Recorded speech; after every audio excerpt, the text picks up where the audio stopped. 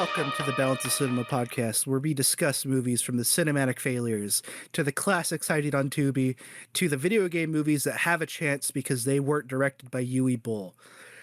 Welcome. I am joined by a very special guest today, Earlybird. Hello. Hello, Earlybird. How are you? I'm good. How are you? I'm doing pretty good myself. Do you prefer early, or is early like just something that your friends call you? Oh, no, early's good for me. Okay, We don't got to use the whole Christian early bird. So I've brought you here for a very special occasion because this week, the week that we're recording, not the week this is coming out. This is in the past. Return to Silent Hill is finally coming out into theaters after spending test screenings because I think it was supposed to come out last year, and then it didn't. Yeah, I think it got like delayed, right? Yeah, Yeah. Well, I have my ticket for it. I'm ready. So, and it's cool because the original director of the first movie has come back for it, who he yes. claims to be a big Silent Hill fan. Whether that's true or not, I guess we will discuss. But I'm I'm casually optimistic about it, just because like just some of the things I'm seeing from it are worrying me. But like, I don't know, it could still surprise me and be pretty good. What do you think so far? Okay, this might age poorly, but I'm fully optimistic. I am a really big enjoyer of the first movie that, he directed. So, I'm confident. I think it's going to be good. I'm probably going to like it. But I don't know. There's a big thing that worries me, but I don't want to say it because I don't know if it's a spoiler or not. I don't know if they've been keeping information quiet due to like poor marketing or because like, oh yeah, that's a spoiler. Mhm. Um, but yeah, I feel like Silent Hill 2 was like always like the best choice to make a movie, and I'm surprised that it took 3 movies to get to it. Yeah, for sure. So my personal favorite is like, 3. So I'm Yeah, I'm me kind of too. depressed that my favorite game got the worst movie. But I think yeah, for like a fitting it all into one movie, I think 2 is definitely gonna be the best movie adaptation, realistically. Just a guy running around town looking for his wife, and then just, oh no, monsters are there. Wife guy. Now, am I crazy? I did watch the trailer for it, and there's just something like it's kind of like giving low budget, you know? Yeah, you know what? Yeah, like Maria, she's like definitely wearing a wig, and Yeah. I don't. Someone told me that like, oh, it's supposed to look like a wig, and it's like, why is it supposed to look like a wig? Why can't that just be her hair?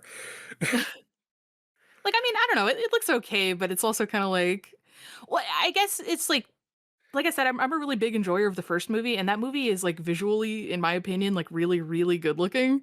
So, just seeing the trailer for this one, I'm kinda like, "Hmm, I don't Yeah. know." I think I watched the first trailer and I was like, you know what? I think that's it. Just so I don't want it to color by like I don't know, hype, I guess, for the movie. Yeah. Um, so I've only seen like the first trailer and I'm like, okay, that looks all right. Well, I don't know why James has such big hair, Yeah. but yeah. So what is your history with the Silent Hill video games? Well, I used to be a really big baby about any horror content ever. I wouldn't watch movies, I wouldn't anything. And one day, I went over to my friend's house, and she and her brother were like, "Oh, we're gonna play Silent Hill 3. It's coming out. Like, we're gonna spend all night playing it." And I was like, "Ooh, that's scary. I'm not gonna watch that."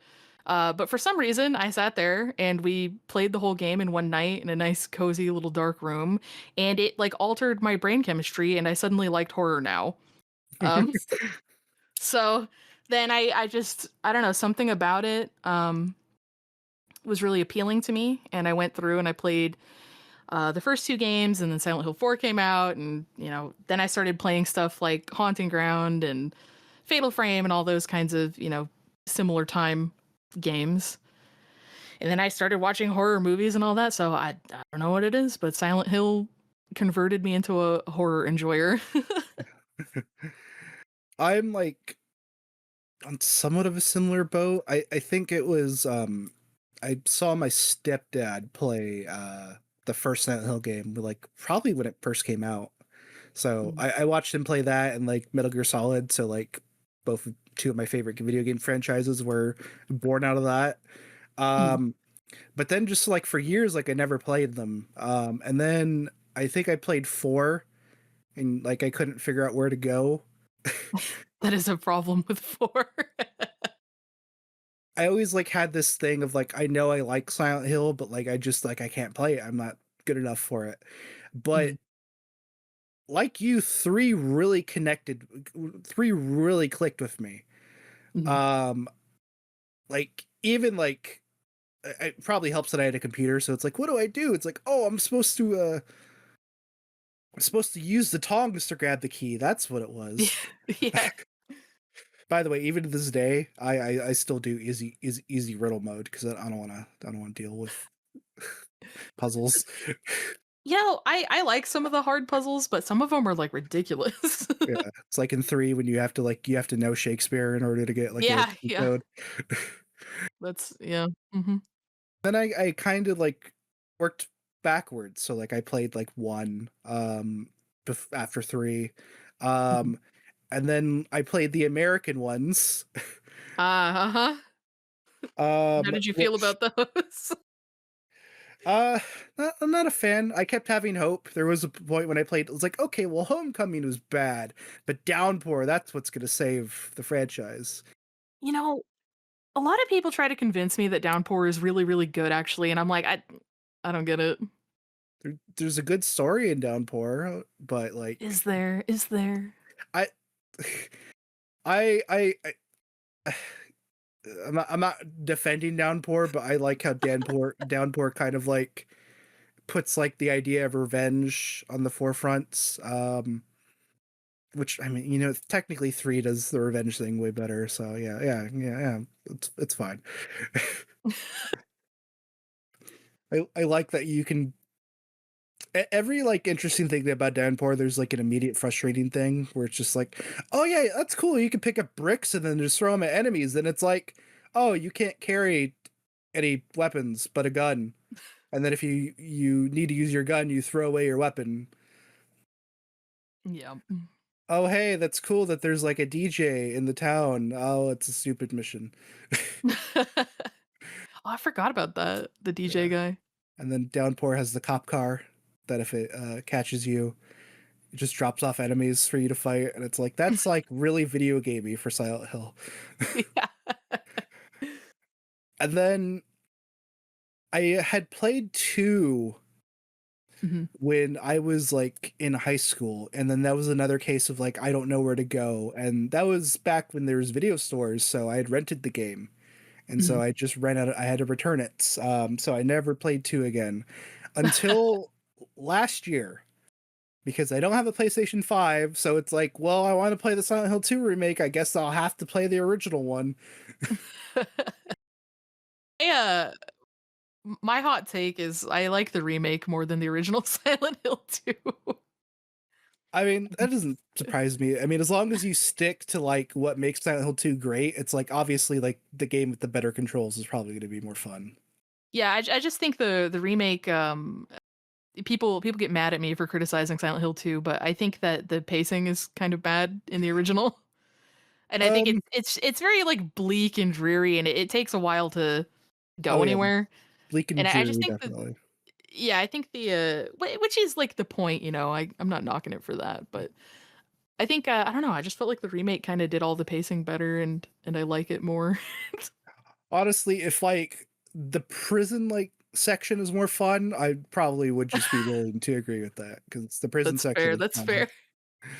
Prison section in Silent Hill 2, while pretty scary, it's a lot of it's like, okay, can we go please? Yeah. Mhm. So since you were like pretty big fan, like you said, especially like around like four, like you were playing four when it was coming out, so I would assume you're a pretty Mhm. big fan even before this movie came out. Yes. Okay, so I was pretty young when these games were coming out, okay, and when the first Silent Hill movie came out, I was in high school, and it's an R-rated movie, obviously. So me and my friends that really liked the movie, we pulled up to the movie theater, we were like decked out in like Silent Hill shirts and stuff like that. But they were like, "Hey, you have to have somebody over. I think it was like 21 or something to get into the R-rated movie." And we all just sat there. We all just sat there looking sad until they finally let us in because we were decked out in shirts and stuff. And they were like, "Oh, fine, just go." It's like these So Silent Hill dorks will not leave until we let them in the movie. Just let them in. just let them in. They're too far gone. Yeah, I think I was. I guess I must be slightly younger than you because I think I was in middle school when this came. Let's see, 2005, 2006. So yeah, I was like in middle school at the time. So I think I didn't see it in theaters, but I saw it on video because my dad rented it, and I was like, "Hey, that's cool. Let's watch Silent Hill." Mhm. And what did you think of it when you first saw it? When I very first saw it, like when we went and sat in the theater and watched it, uh, I just figured it out. I mathed. I was 15 when that movie came out. um, and I just remember like I liked the movie and I thought it visually looked really cool, but I was really hung up on like, oh, they changed this and they changed that and this character's not right kind of stuff at the time. Yeah. Um, but kind of like over time I got over that and I was like, I don't really care if adaptations change things as much now. So I don't know. I had a slightly more negative impression of it back then, and it's kind of grown on me over time, I guess. Mhm. Yeah, I definitely like was similar to where it's like, what, why is it like this? Why isn't, why aren't we getting Harry Mason running around the town with like Yeah. a steel pipe in his hand the whole time? What's with this Mhm. like? I we'll get to this, but I definitely do have some issues with changes they made. But Mhm. um, you know what? I'll save my full thoughts until we talk about the movie. Okay. So before we get in the movie, let's talk a little bit about the behind the scenes stuff. I actually found this quite interesting. So the director is Christophe Gans, which I probably said poorly because I'm not. He's a French. He's French. Mhm. Um, he was mostly known for like action movies like Crying Freeman and Brotherhood of the Wolf. And he was like apparently like a pretty big fan of the game like back in the day, to the Mhm. point to where he was sending like Konami like letters like, oh, please let me direct the game, please let me direct the game. Oh, wow. And Konami was rejecting him until eventually they realized, oh, this is like the only like reputable director that wants to direct this movie, we should probably give it to him. Mhm. So I'm guessing nobody wanted to do a Silent Hill movie, which is kind of surprising because you think this game would be like prime for like some weird ass directors wanting to like take a shot at this. But I think also at the same time, there's kind of like a reputation for like video game adaptations not being good. Oh yeah, So like I kinda get it. fucking Super Mario Brothers. I have to imagine there's a lot of directors that probably don't like take video games seriously too, you know? Maybe. Yeah, I don't know. which it's kind of nice now that like video game stuff is somewhat being taken seriously. Like Mhm. the Sonic movies are like pretty big hits. Last of Us, at least the first season, was like really well regarded. And then the Fallout show that's out right now, most people Mhm. like, except New Vegas fans. I haven't watched any of these yet. I'm a little behind on the times. Uh, that's okay. To be fair, I haven't seen the Sonic movies either, so Mhm. I think I watched like the first 1 or 2 episodes of The Last of Us and it seemed pretty good. yeah. Oh, I've only seen the first episode. I really liked it too. It's like, I can't wait to watch more, and then I never watched it again. That's exactly what I did. I was like, "Oh, hey, this seems pretty cool. I'll watch it later," and then later never came. But yes, Christoph Gans, he was able to get the movie, the rights to the movie. Yes. He then he hired Roger Avery, who is probably most famous for writing the story to Pulp Fiction, which is like one of my favorite movies. Mhm. And so Roger Avery like played the game and really started liking it. It did lead to Christoph Gans wanting to make some changes that Mhm. we'll get into in a bit, Mhm. but he was able to make the movie that he wanted. movie was released on April 21st, 2006. Box office was 100 million and it was made for about 50 million, which is not great, but like at least they made their money back. Yeah, yeah, for sure. And Not the worst. the high budget actually like does show on the screen because this movie does like look really good. Mhm. So yeah, you ready to jump into the movie? Yeah, sure. Let's do it. Okay. So the first thing I wanted to talk about in the movie was we're immediately introduced to Akira Yakamoto's score, Mhm. specifically the opening theme to the first Silent Hill game, or the I don't know. Would you call it the opening theme? It plays in the opening video. I guess it would be the opening theme. I think that's fair to call it that, yeah. Kind of a fun fact about it, it's not actually Akira Yakamoto that is the composer of the movie. Mhm. Gons wanted him, but because of like weird Canadian union laws, you need to. So when you make a movie in Canada, you need to have like X amount of Canadians on the movie. There's like Uh-huh. a percentage you need to hit. So basically, the Canadian Union was just like, no, you need to hire a Canadian guy because the movie was shot in Canada. I probably should have said that. Uh-huh. um, so it'd be really funny if the Canadian government could affect just what Hollywood does. It's like, no, sorry, LA, you need to hire some Canadians. Um, so he basically hired Canadian composer Jeff Dana, Mhm. and basically just told him like, yeah, just do the music from the game. Yeah, I was like, I think most of the music at least was just, pre-existing Silent Hill music. Yeah, which is nice. It's something that not a lot of video game movies do.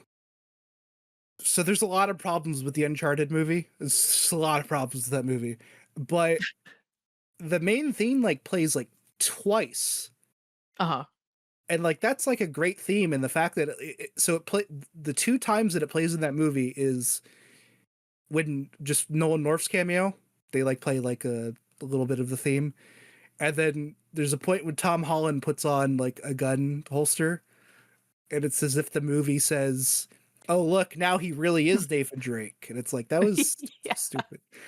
Which when we talk about revelations, I want to bring up something about characters getting regular clothing items, Yeah. and movies making it feel more special than it actually is. Mhm. So yeah, that is like one great thing about this movie is that just it's full of Silent Hill music. Yeah, I think that the way that they use the music worked really, really well, personally, in the first movie. Yeah. After like playing like the after like playing the games again like this past year, it was like cool to hear everything.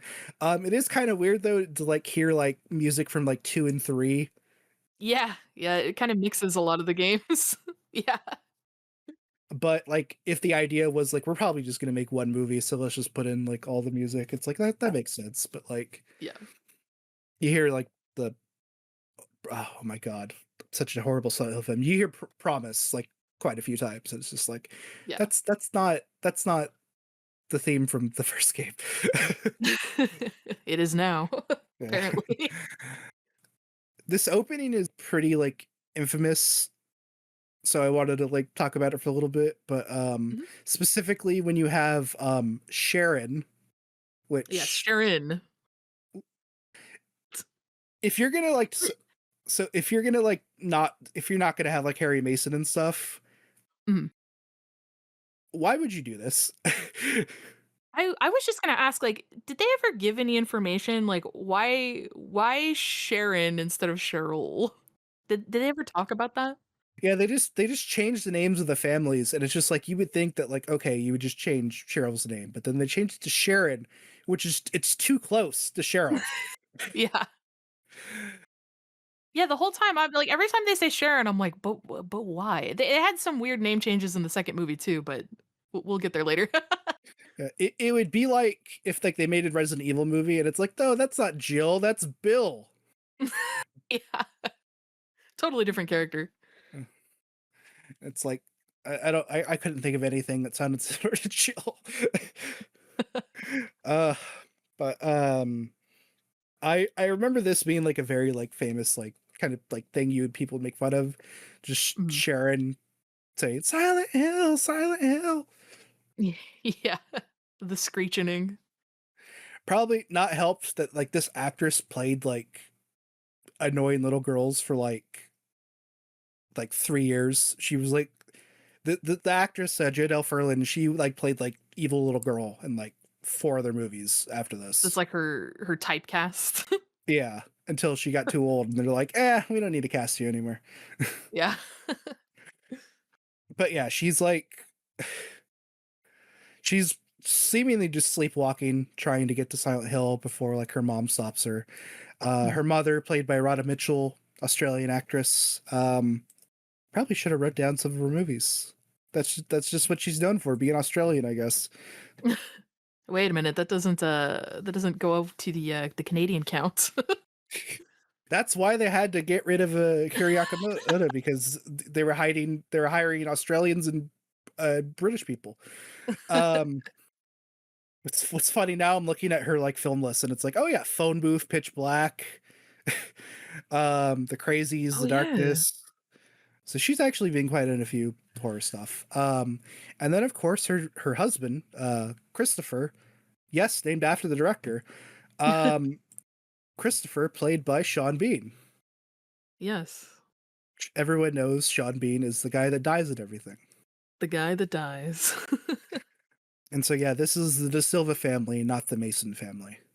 Right. And so apparently like Sharon's like just been very much like, I need to go to Silent Hill. And so it's been like affecting her life and stuff. And instead of putting her through therapy or something, Rose's idea is to basically kidnap her own child. Yeah. Well, you know what? I was looking at the little what is it called? A synopsis. And hold on, it was on wherever I watched it. I just Sorry, I'm realized that throwing I things off. no, you're good. You made me realize that I forgot something. There was a thing. I'm like dumb and I have a physical copy of the movie, but apparently my disc just like fucked off into the void. So I just rented it to watch it. Oh, But the synopsis for it was there was something weird in it, and now I've distracted myself trying to find it. Oh, yep, there it is. Okay, the synopsis. Okay, it says unable to accept the fact that her daughter is dying, Rose decides to take the girl to a faith healer. On the way, the pair drive through a portal in reality leading to an eerie town called Silent Hill. The town is surrounded by a potent darkness, and the human survivors fight a losing battle against it. Like, what is that? that's not any of the movie. That's the synopsis on Google when you look up where to stream it. What the fuck? And I Uh, remember I was looking for where you could watch it, and I read that, and I was like, "What? What a strange synopsis." by the way, because I'm a bad podcaster, I forgot to ask you to read the synopsis for this movie. I can do that now, or I can do that later. Yeah, could you do that now? Yeah, Uh, we'll read the real synopsis. yeah. This one already seems more accurate. All right, we've got Rose. A desperate mother takes her adopted daughter, Sharon, to the town of Silent Hill in an attempt to cure her of her ailment. After a violent car crash, Sharon disappears and Rose begins a desperate search to get her back. She descends into the center of the twisted reality of a town's terrible secret. Pursued by grotesquely deformed creatures and townspeople stuck in a permanent purgatory, Rose begins to uncover the truth behind the apocalyptic disaster that burned down the town 30 years earlier. That is much more accurate. Yeah. Also, that synopsis makes it seems like the town people are also disfigured. Well, hey, I mean, like if you considered being dusty as fuck a disfigurement. Now I'm reading it now, pursued by grotesquely disfigured creatures and townspeople. So it's like, are the townspeople grossly disfigured? The Google synopsis is not correct. Yeah. uh Rose just decides that like, yeah, I'm gonna take her back to the town and see what happens. Does Mhm. no research into this town either. Yes. I don't know about you, but like if I'm taking my daughter to this town I'd never heard of, I'll probably look up some things about it. Now we're free balling. We're just going. Seize the um day. to know at least enough that this town is like it's basically Centralia, where Mhm. there's just a coal forever coal fire. For people that haven't played the games, in universe, Silent Hill is actually just like a normal resort town. There's like a million hotels there. There's two sanitariums there. I don't know if you want to bring your kids to that, but it's there. Yeah. Uh, and there's an amusement park. Woohoo. Amusement park that's seemingly famous enough to actually have like a somewhat famous mascot. Mhm. I always think that's funny about the because Silent Hill just increasingly gets bigger like every game, and you're just like, holy Yeah. crap, this is a huge resort town Yeah. that's apparently full of drug addicts too. Yes. Were you bummed that the White Claudia subplot isn't in this movie? I mean, yeah, they just kind of it just doesn't even exist. Yeah, that'd be really funny if like at the end of the movie when you like see the dozens of people in this town, if they're just like, yeah, man, it sucks. We can't get our meth. Yeah, that'd be good. Cheryl wants to take her to this abandoned town full of ash. Um, Without looking up directions, by the way. yeah, She didn't even do that. where we are then introduced to one of our other major characters, Sybil Bennett, played by Laurie Holden, sorry, Yeah. who is most famous for being in the hit Billy Blanks movie Expect No Mercy. I have no idea what that movie is. That's fine. Nobody does. I do because Okay. I, for some reason, like sea-level Billy Blanks movies. But yeah, that was the movie she did before she was famous. Of course, she's probably actually famous for being Andrea in The Walking Dead. Mhm. Also, she was in The X-Files. Hmm, interesting. Yeah, I would definitely know The Walking Dead, and that's about it. Yeah. I have to say that, like, I think she actually does a really good job as Sybil. Yeah, I agree. I liked Sybil in the movie. Yeah, they got the look down. I initially had a weird complaint where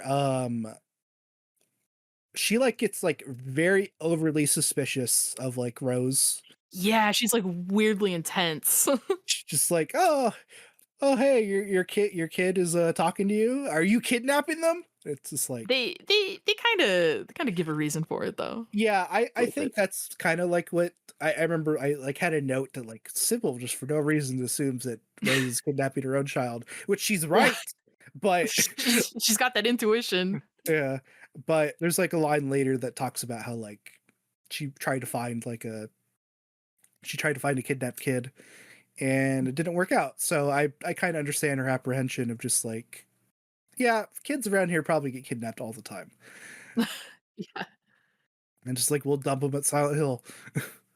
Yeah. Throw him in the coal shaft. It's like you don't have no idea how many kids I find at a Queen Burger.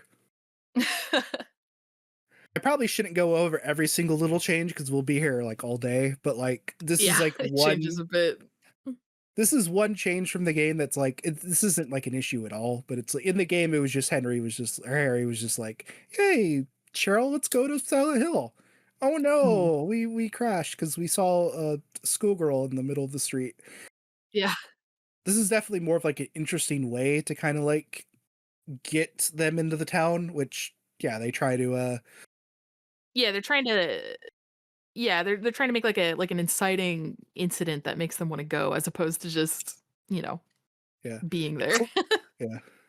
Coincidentally, Cheryl came to the exact place she needed to be. Yeah. Just because Harry was just like, hey, yeah, let's go to Silent Hill. We can go to the Yeah. lake.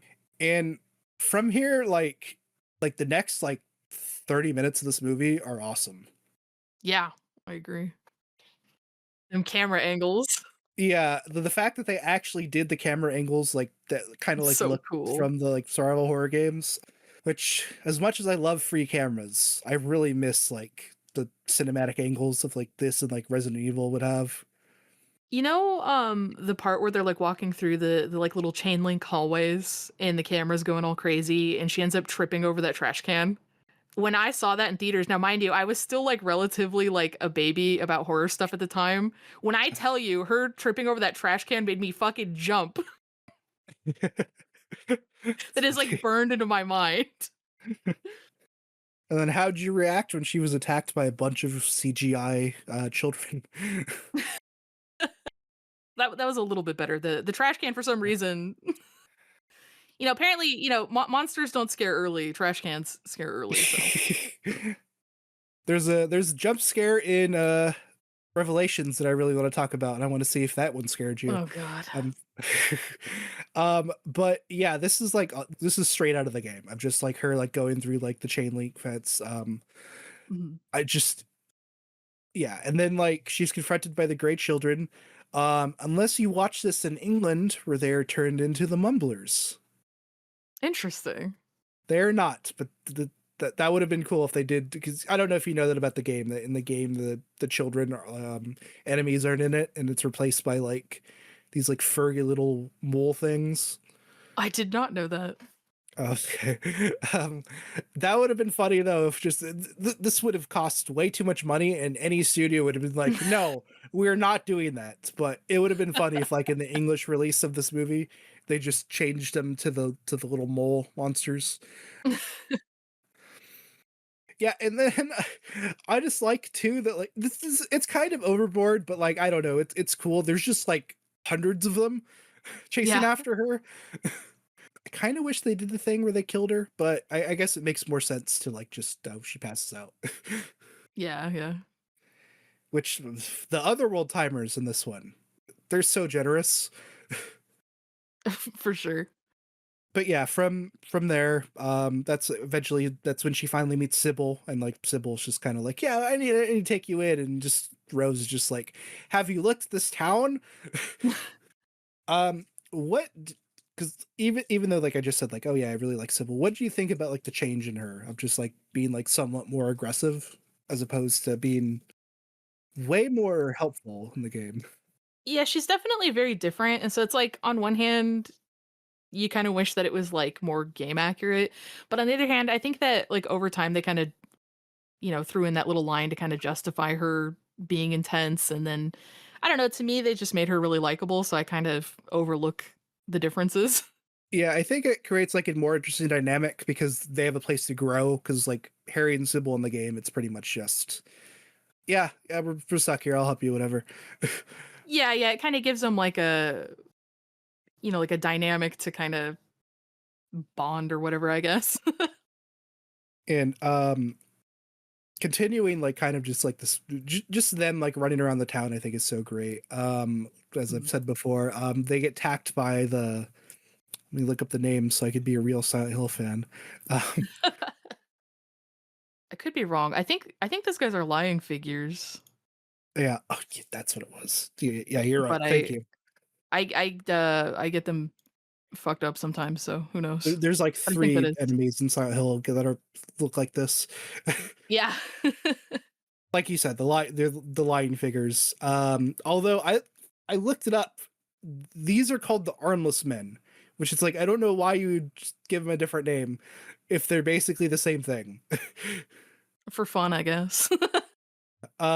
Which these are Silent Hill 2 enemies, but the enemies in Silent Hill 1 are like those children, like ape guys, and then like bat creatures and dogs. So I get they probably wanted like a humanoid creature. Yeah, well, and something a little more iconic too, you know? These movies are the thing that kinda kicked off putting Pyramid Head everywhere, right? Yeah. Yeah, I guess we actually, you know what? Yeah, we could talk about Pyramid Head now. Eventually, like Rose gets to the school, and then like school's like one of like the most classic levels from the first game. This Oh, I remember the very first time playing that game, that school was, like, the scariest to me. I think it's in the Yeah, school where they have the cat or whatever in the locker, right? yes, the cat in the locker, the crying in the stall, which they do in this movie. Yeah. It surprised me. I forgot about that. Mhm. Um, and then like the guy like strung up, who is much more important in this than in the game.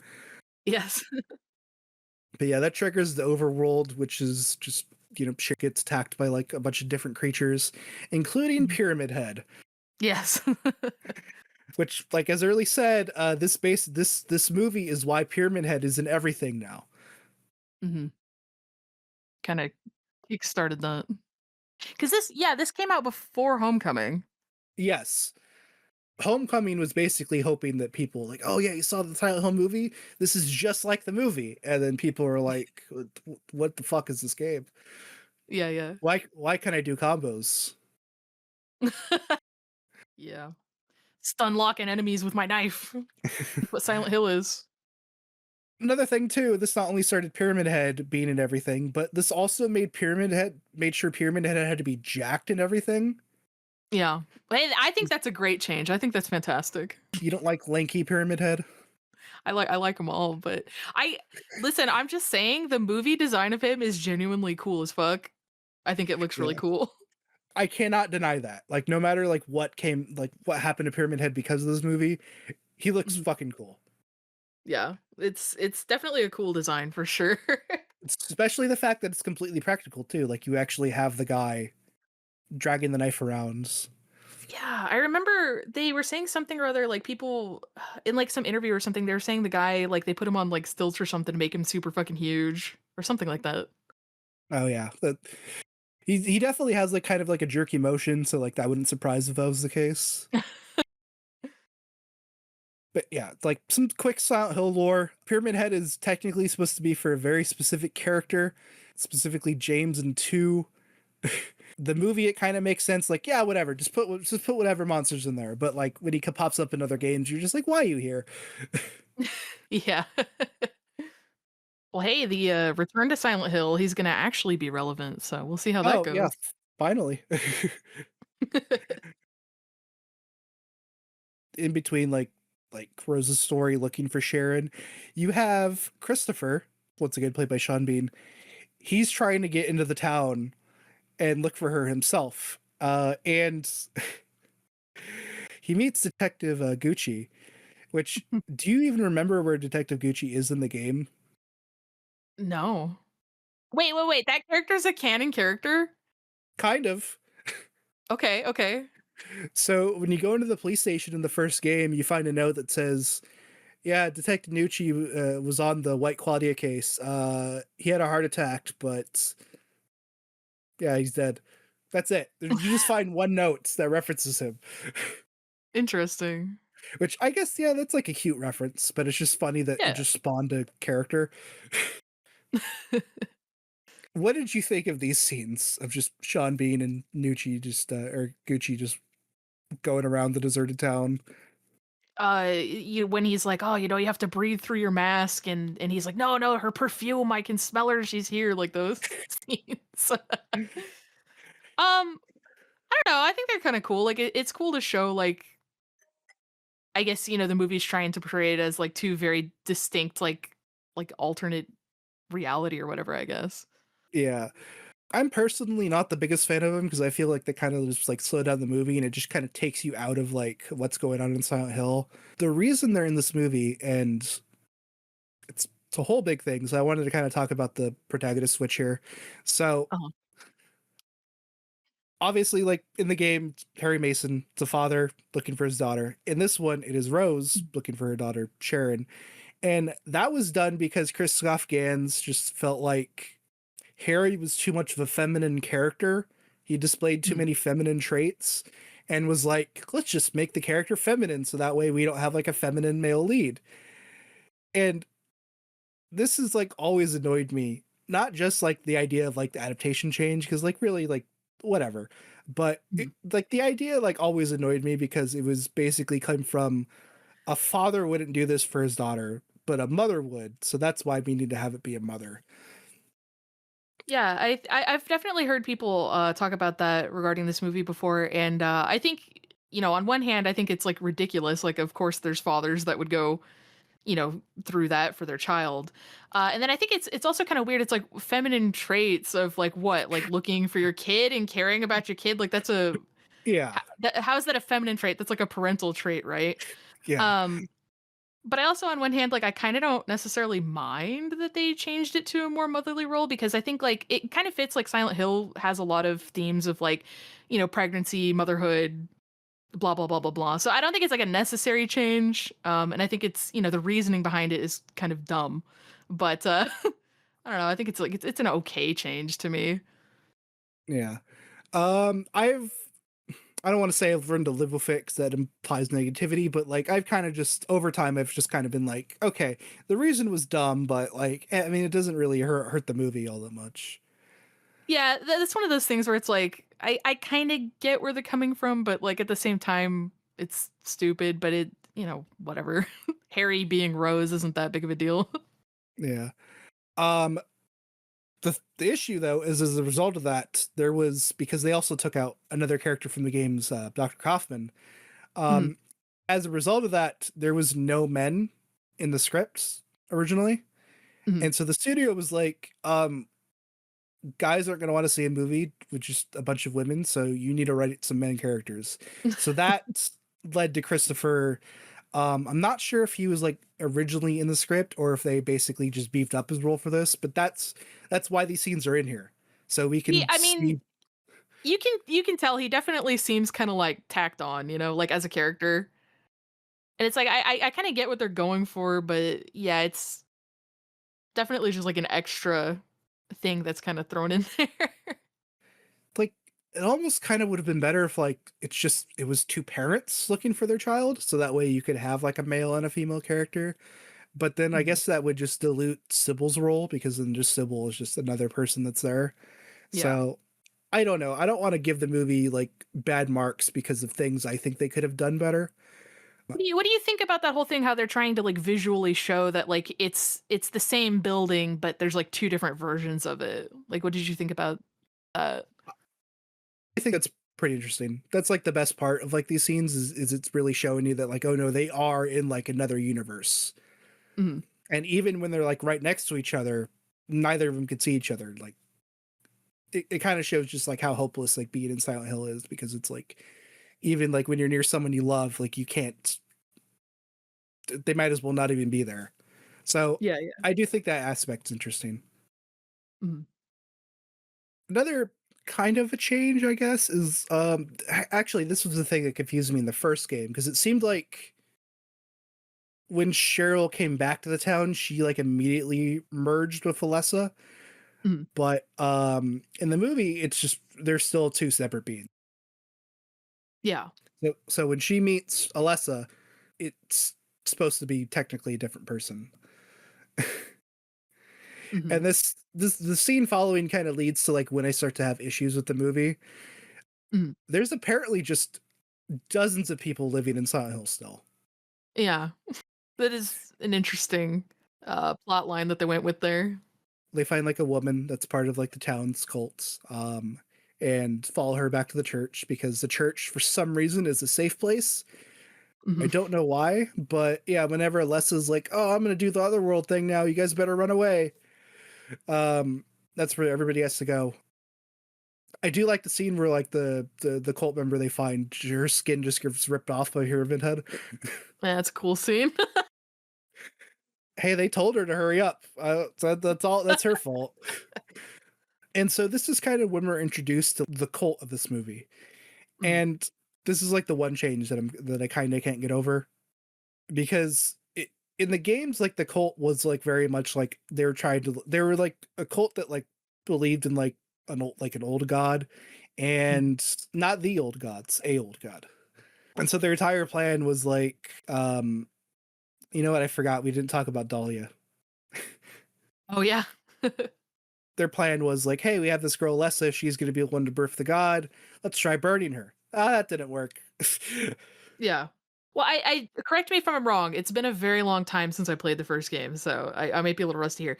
In the first game, I think it's more so Dahlia was, like, kind of the aggressor, right? Like, she was the one that kind of, like, instigated a lot of this, against Alessa versus in the movie, obviously, she's more so, like, sad about the whole thing and trying to protect her and be more motherly. Yeah, no, that's correct. Okay. It's kind of a funny change, because it's just like you take this character that is pretty evil, in the Mhm. games, and then like in this one, she's like, oh, she's just like a misunderstood mother who's just tied into this cult nonsense. Yeah, and they paint it as like, "Oh, the cult's forcing her to do all of this. She doesn't really have a say," but it's like in the game, it's like she was kind of more of like a religious zealot. It'd be like if they made a Resident Evil game where Wesker is just a patsy for Umbrella, and they're just like blackmailing him. Oh wait, Yeah. they did make a Resident Evil movie like that. And if you're interested about it, I reviewed it on this channel. Well, there you go. Uh, have you ever seen Resident Evil: Welcome to Raccoon City? I actually haven't. Okay, it's I can't say it's better or worse than the Mila Jovovich series. Is that one of the CGI ones? No, Or is it live action? that's the live action reboot they did. Oh, the, like, series. No, no, no, no. They did a movie. They did like They another did a movie that movie? they Oh my did a gosh, okay, the movie, only Resident Evil movies I've seen are the like the the bad live action ones yeah, yeah, or yeah. the CG. Okay. Okay, yeah. So they like a couple of years ago, like I think it was like pre-COVID, they Uh-huh. made a movie that combines the plots of 1 and 2. Uh-huh. And yeah, it was like another live action movie, and it's not very good. Resident Evil movies are, like, cursed. So yeah, like the change in Dahlia was like really weird, and then just the fact that they changed the church into more of like witch burning era Christians. Yeah, yeah. So you this is kind of like skipping ahead, but like you find out the reason why like everything's going to hell is because Alyssa was raped by a janitor. Mhm. Who the janitor is the guy that plays Pyramid Head. Oh, it's like the same actor? Same actor. I don't think it's the same character. That'll make Mhm. the implications of the next movie pretty weird if it was the same character. Yeah. And so the leader of the cult, Christabella, new Uh-huh. character for this movie, played by Alice Creek, who, as we discussed before this podcast started, you know nothing about Star Trek. So Correct. when I say she was the Borg Queen in Star Trek First Contact, you have no idea what the hell I'm talking about, I imagine. Nope, no idea. She's also in the hit movie Stay Alive. I also apparently I need to watch more movies. You should, but I say that to everybody. So, You're not biased at all, right? no. Which Stay Alive is like, was made around the time this came out, Wait, actually. wait, It's, wait, is that the video game movie? yes, where if you die in the game, you die in real life. Never mind, I have seen that. Okay. Yeah, she's in that. I don't really remember that movie too well, but I have seen it. It's also not a good movie. I remember it being fun though. Okay. It's fun. So yeah, Christabel is like, yeah, your daughter's not pure. You should go fix that. How about we do another burning? Mhm. Dahlia, not a fan of that idea, but they do it anyways. And that essentially corrupts the Lessa's soul to wanting revenge on these people, which is different because in the games, Dahlia is the one that burns Alessa. Right.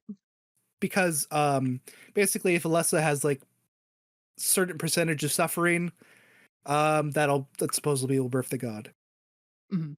Also, they may or may not have to throw red goo at her. Uh-huh. I was confused about that. The red goo is not in the movie, by the way. Mhm. That would have been funny if there was a scene of Rose in the hospital and she's just like, "What is this stuff on the floor? I'm gonna take it with me. This could come in handy later." Before we learn like how like just fucked up this cult is, it's basically just like a super Christian church that basically believes in witch burning still. Yeah, I'm not the biggest fan of the change. I don't like Christabella as a villain, so this is the Okay, part of the movie where I kind of was just like, eh.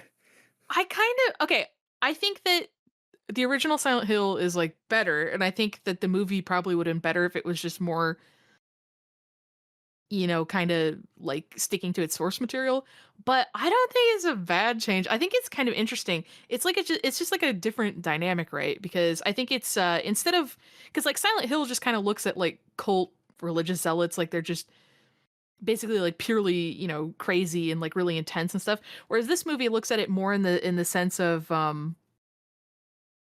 like shame, I guess. Hmm. Like the whole thing with like Alessa, none of that was her fault, but she still got punished for it. And you could say like to an extent that is something that like is an interesting topic to look at, right? Because Yeah. there's certain things that like certain religions kind of shame people for, even if it's kind of like out of their control and stuff like that. So I kind of think it's like an interesting topic. It maybe not as like it's definitely a change, but I still think it's interesting. Um, you know what? I'll agree with you on that. I think it is an interesting idea. Mhm. Just I don't know if this was the right movie for it, but Sure, sure, sure. I'll give you that. and so because Rose doesn't know what these people are like yet, they team up. They're like, "Yeah, we're gonna go to the hospital from the game," even though it's the hospital from the third game and not from the first game. But who cares? Mhm. They're playing the awesome song from Silent Hill 3 as they go to the hospital. Hell yeah.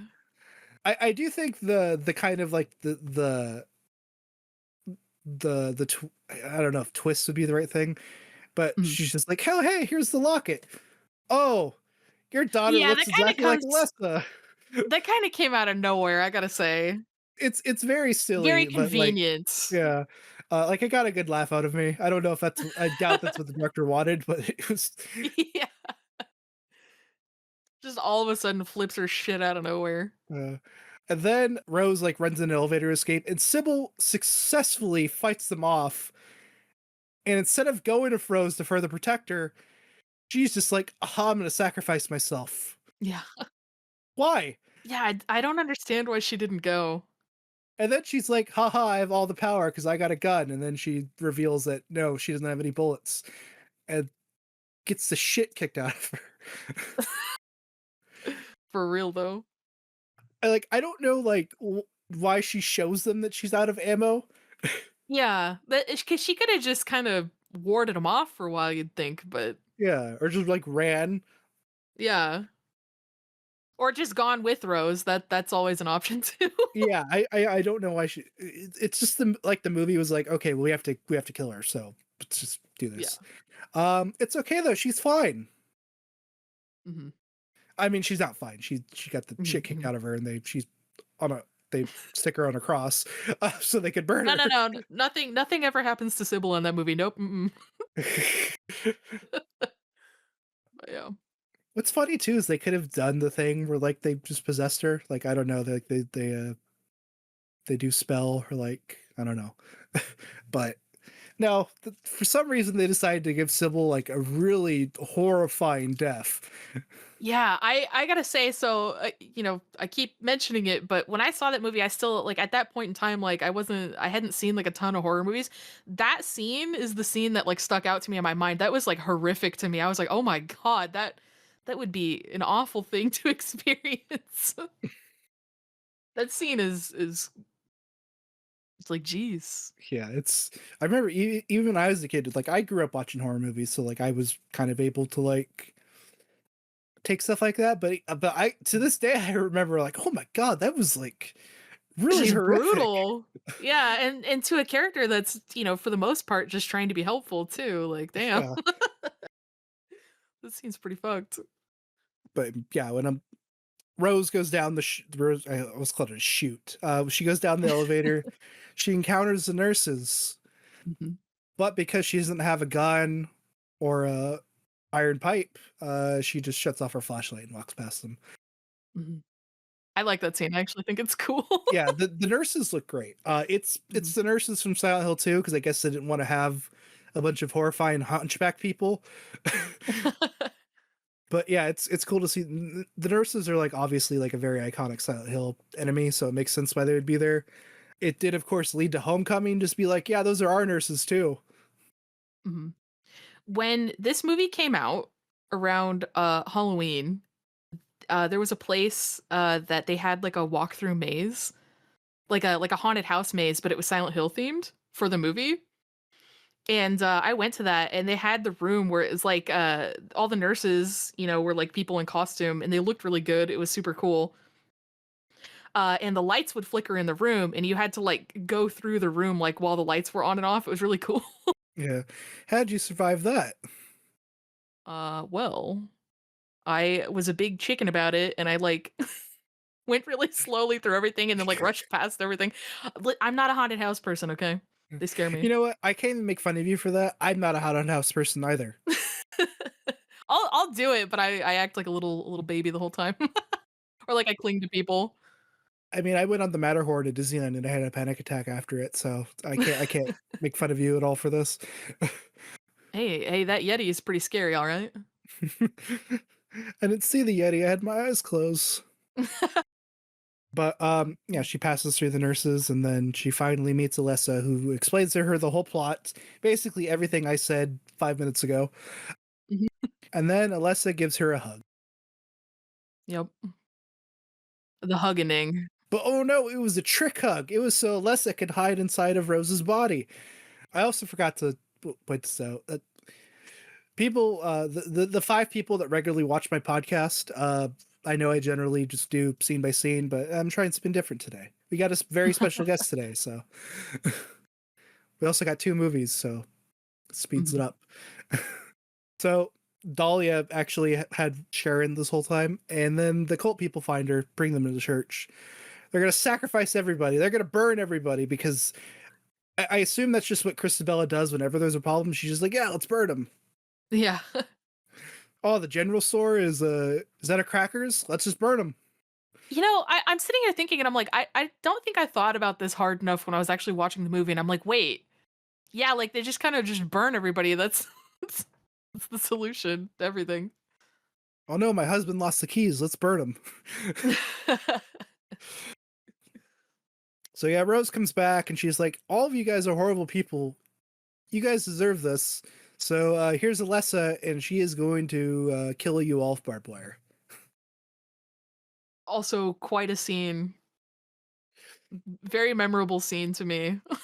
Also in the previous scene, we got a cameo from Lisa Garland, who it's Mhm. really funny that the director was just like, yeah, there's not enough women roles in this one, so it's like, okay, let's reduce the role of the other important female character from the first game. Yeah, that would've been so cool if they went into Lisa as a character more, because she's really interesting. Yeah, it's she's a very sad, tragic character. The when I played the first game for the full time, last year, like her final scene, and then when you leave the room, and then then you go back in, and it's just her journal entry there. It was like one of the most like haunting things in the game. The thing I always remember from that scene was, like, it's, like, burned into my brain is, like, Harry goes through the door and you expect her to, like, pound on the door and, like, come after him, but she, like, just very gently knocks instead, and it was so much worse that she did that. I was like, "Bruh." Yeah, such a great game. It is a good. Apparently, what originally was going to happen is that Alessa would have summoned 6 pyramid heads to kill all the cultists. But then they're like, we don't have enough money for that, so we'll just have CGI barbed wire. Mhm. I wonder how that would have looked too. Just pyramid heads just running around like swinging its knives at people. It did have this weird anecdote where it said they were all gonna have different weapons. Which pyramid head he only has like the spear and the knife. So it's like, would there have been like an axe pyramid head? Would there have been pyramid head of SMG Pyramid nunchucks? Head. That would've been cool. Beam saber pyramid head. Oh, yeah, now you're thinking. So all the cultists are dead. Dahlia's like, yeah, I'll stay here, whatever. And then Rose and Sharon are able to escape and head back to their home. But oh no, they're still stuck in the fog world. They got the bad ending. Yeah.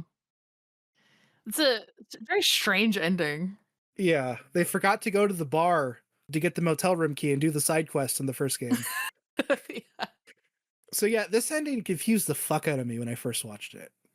Yeah, it's definitely a weird ending.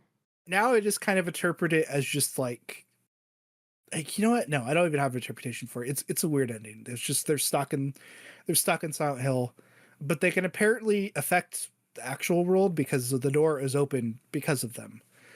Um, it really just feels like they just wanted to have like somewhat of like an ambiguous ending, and so they didn't really think ahead. It feels very much like a setup for like, "Oh, we could fix this in the next movie too." Yeah, maybe the idea too was like, oh, we can technically do Silent Hill 2 because it's about him going to the town to find his wife. Mm. But yeah, weird ending.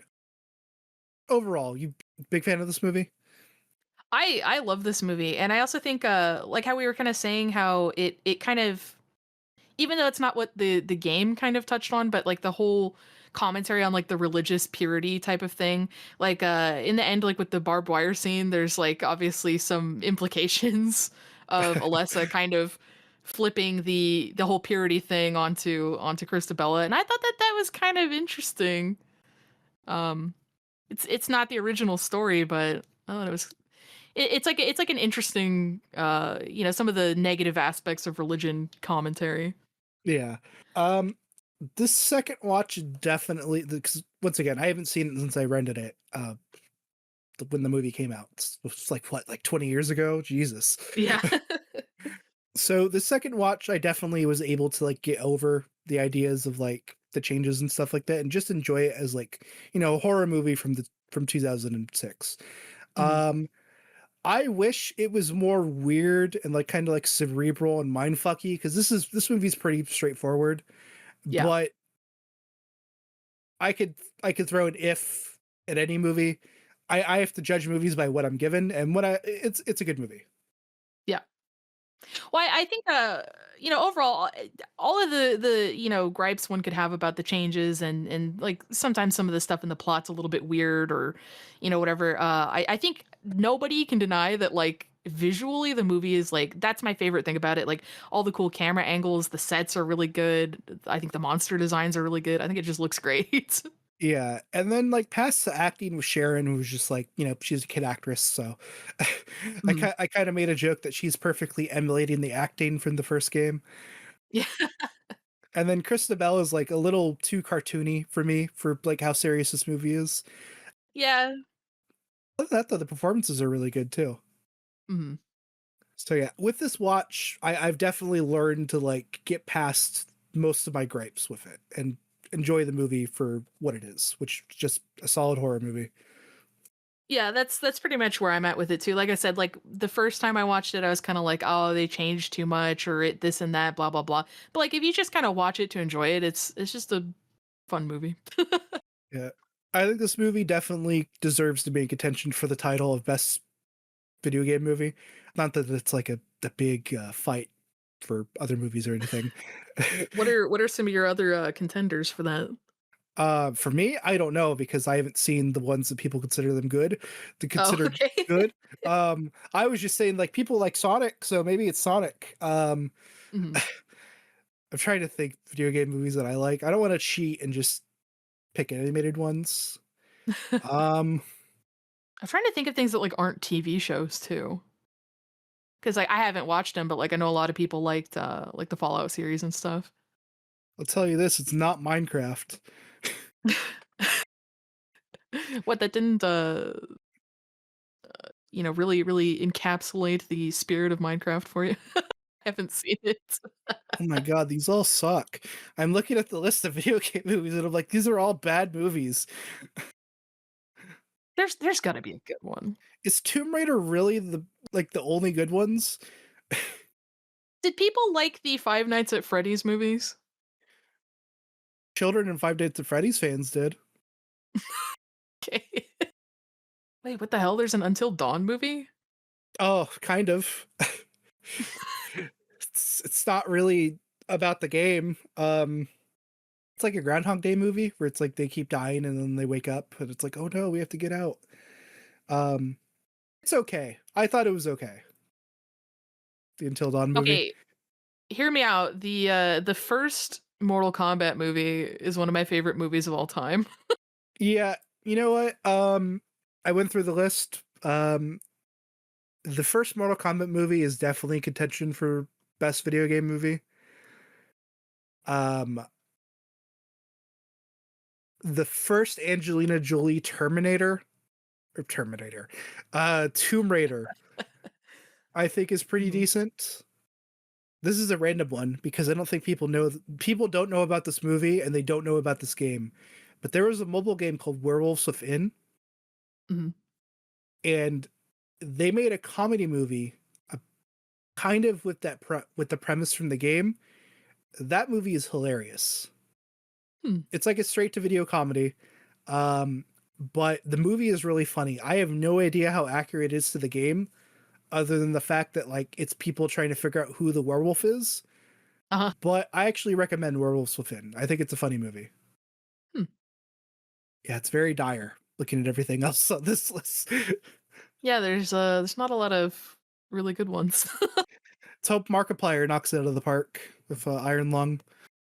Oh yeah, that's a thing. Looking at the in development ones, and it's like most of these aren't getting made. I keep like over the many years, I keep hearing rumors that sometime there's going to be a Shadow of the Colossus movie, and I'm like, how would that even work? Yeah, I don't know. I keep hearing rumors about that, and I'm like, I don't know about that. I don't think Shadow Colossus could be anything but a game. Yeah, Maybe like a 90 minute, no, maybe like an anime movie or something. I don't know that I feel like it only works as a game. Yeah, but even then, like if you're not showing the Wanderer kill every single Colossus, you're not getting the impact of the story.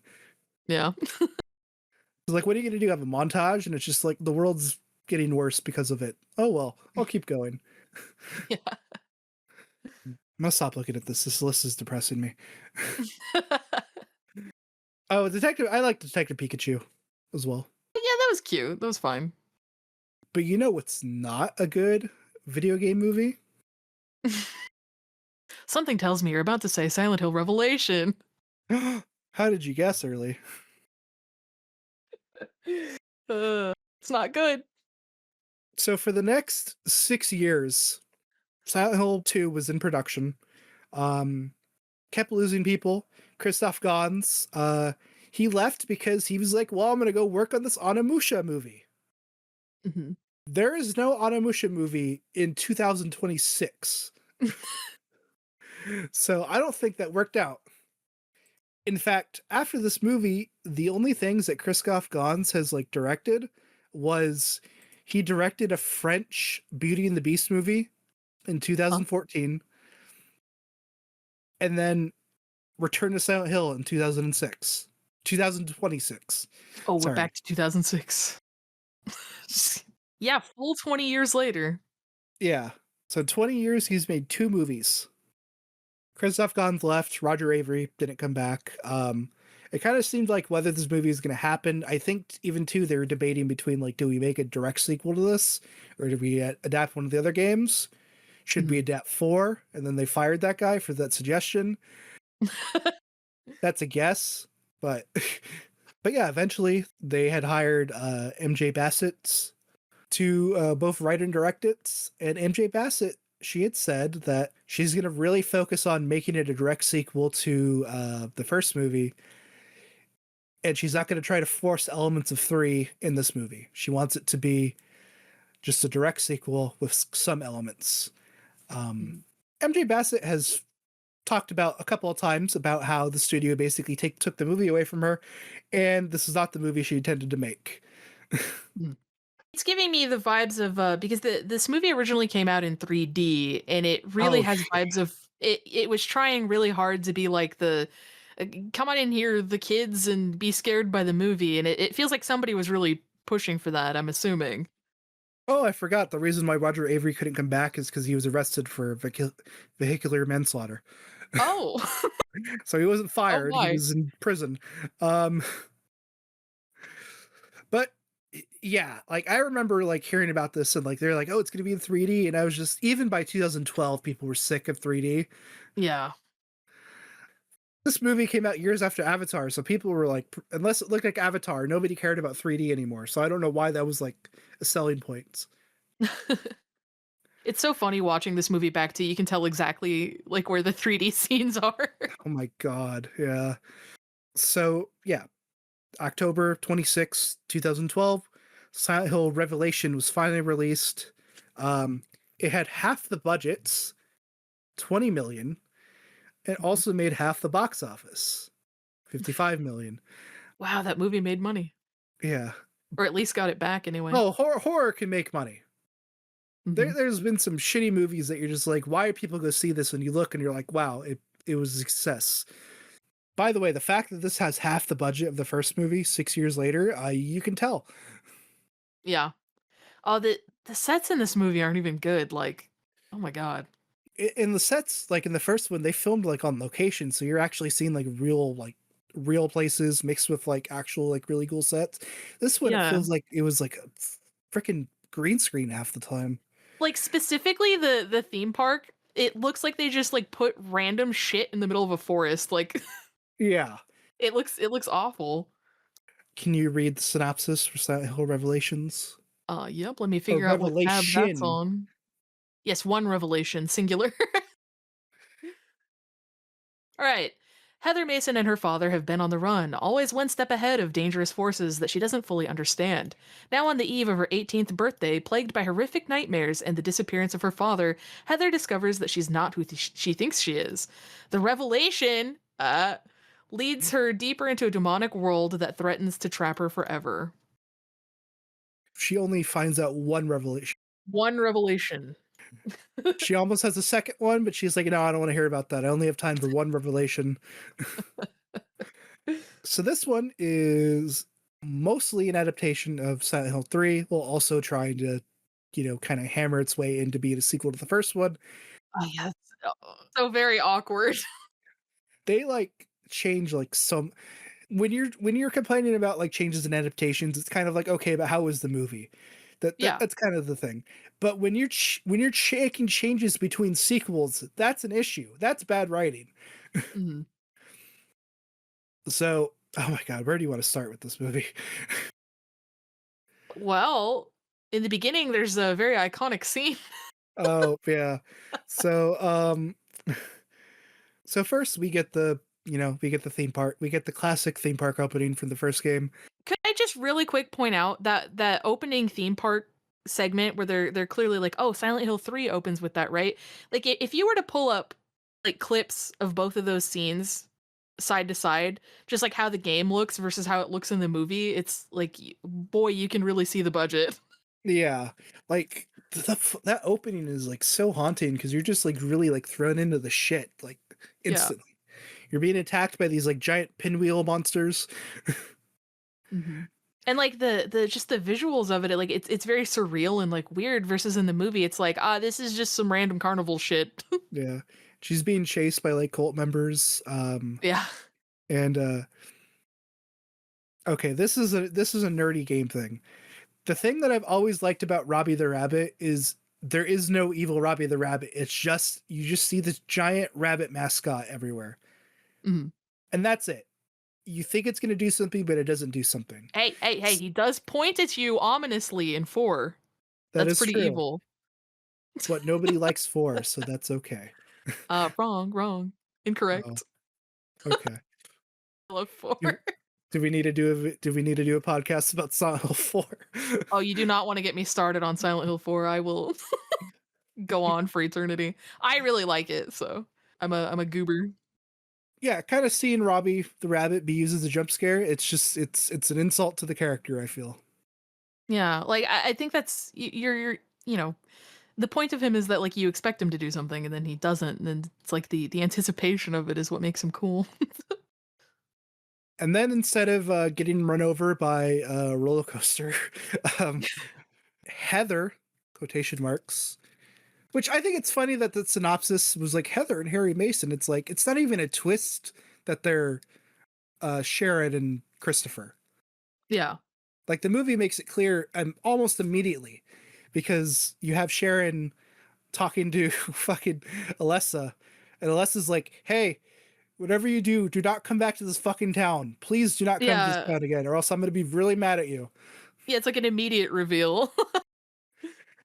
Which I wonder if that was forced on MJ Bassett, or she was just like, "Yeah, let me make it clear from the get go." And it's like, no, don't do that. It's like, Yeah, it's definitely like the opposite of how the game itself is paced because you I mean, realistically, you only start kind of putting everything together like towards the very end. there's like a big twist in the middle where like, oh no, Harry oh, your dad was Harry and he's dead, and it's like, oh fuck, this was Yeah. an actual sequel this whole time. Mhm. Yeah, that's like halfway through the game, basically. Like, Mhm. so the fact the movie's just like, hey Sharon, it's me, Alessa, don't come back to the town like you did in the first movie, Yeah. or I'll be really mad. And then she wakes up, and then her dad comforts her, and he's like, hey, everything's gonna be okay, but oh no, Sawface kills him. Yeah. Everyone's favorite Silent Hill boss, Sawface. Is now genuinely, is that really what the monster's called? No, Does it have a canon name? I tried looking it up, and I cannot Uh-huh. find a name for him. Okay. So it's just Sawface it is. Sawface. Uh-huh. That's the canon name now. I'm gonna try one more time. Sawface Monster Silent Hill. Because, like I said, they changed the name for the from the lion figure to the armless man. Mhm. Oh, that annoys me. Uh-oh. It's called the missionary, which is Oh, already a Silent Hill 3 boss. yeah.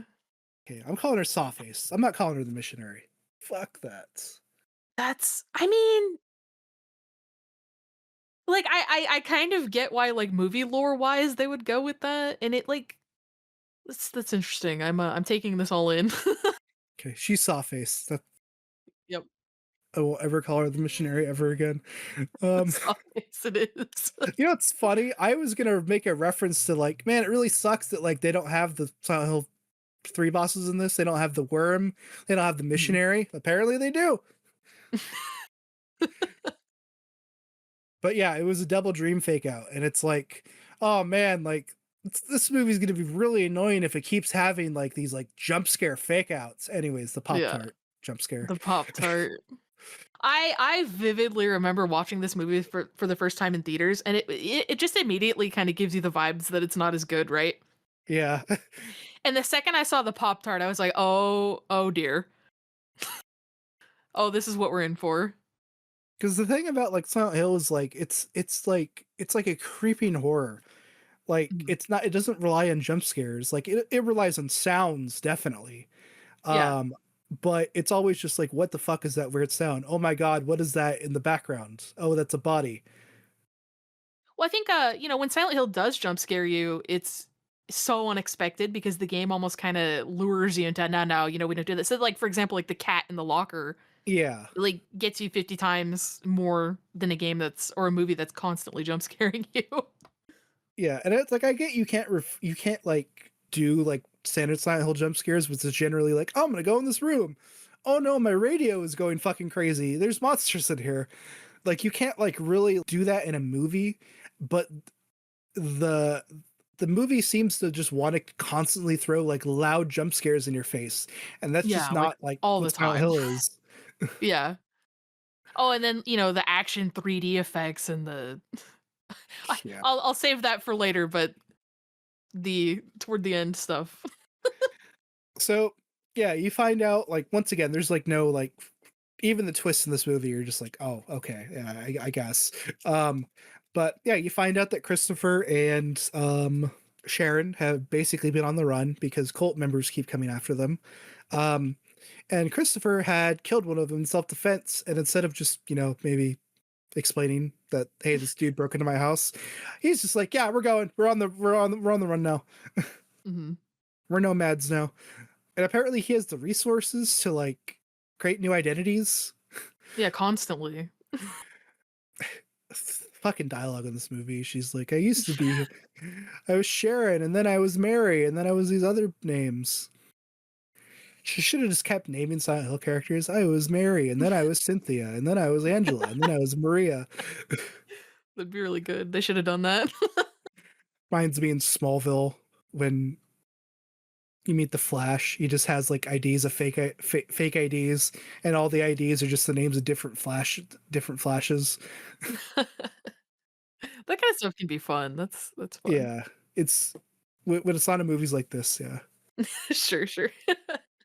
but she's like, and then like you used to be Christopher, now you're Harry Mason, and then just for the rest of the movie, he's just Harry. Um, I can't remember. Do they call her Sharon, or does she just go by Heather for the whole movie? The whole movie, I think she's just Heather. Which is weird because she was just like, "Oh, how am I getting used to the name?" Apparently, you get used to it pretty fucking quickly. Yeah. So yeah, she goes off to school. Her first day at school. Could I also point out that Rose's character pops in briefly and is like, "I don't wanna be in this movie, I'm actually still stuck here, bye." Yeah. I was honestly surprised. Like, I forgot that the actress came back for this, and Yeah, it's like very briefly. they got her for a day and then shot her in front of a blue screen. It's like, oh, you're good. Here's your check. This is like pre Game of Thrones Sean Bean, so he's probably like, yeah, I'll come back for this one. And then after Game of Thrones, he's like, okay, cool, I can turn down stuff now. Speaking of Game of Thrones, we'll have to come back Oh, to that in a moment. Um, no. Before she gets to school, she is, of course, she sees a homeless person that turns into a monster for a second. Um, but it's okay. But she bumps into Douglas Cartland. Yes. Very, very strange, like, what his whole cameo is very weird. Yeah, and if you played the third game and haven't seen this movie and you're listening to this and you're like, cameo, we have some very horrible news to tell you. Some bad news about Douglas. Yeah. So what even like makes this even worse is I like the actor, Donovan. Yeah, that was a convincing Douglas. Yeah. He's probably most famous for being in the first Ant-Man movie, and he's in Tenet. He's in a pretty good, I guess it's a horror movie, but he's in this movie called Come to Daddy with Elijah Wood. Mhm. It's a very good movie. I don't want to reveal anything other than Elijah Wood stabs a man in the penis. I'm intrigued. I hope that sells you guys on the movie. um, so it's like, oh, this is a good casting choice. I can't wait to see him fulfill the same role he did in the game. Mhm. We'll come back to him in a minute. Yeah. So Sharon, or Heather. Sorry, I forgot. There's too many names. So Heather, not Mhm. Sharon, she shows up at the school. Uh, this fucking speech she gives is hilarious. Oh my god, it's so bad. It like screams like edgy like 14-year-old. Like, Yeah. don't be my friend, don't talk to me. You don't exist to me. And it's just like, lady, shut up. You They just ask for your name. you know it's dire that when, like, the school introduction scenes in, like, the Twilight movies aren't that cringe. That's how you know it's dire. Yeah. Um oh, we forgot to talk about Heather's very important vest. Ah, yes, her very, very important vest. The normal vest that she wears in the game, and it's probably just something she just put on. It's just her dad had to give her the vest, and she's like, "Oh my god, dad, this is the vest I was looking. I love this vest." Yeah, she has a very big reaction to that, like, this is the vest of all time.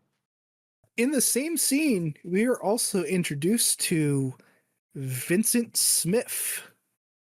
Hey, in the movie, they changed his name. What's his name in the movie?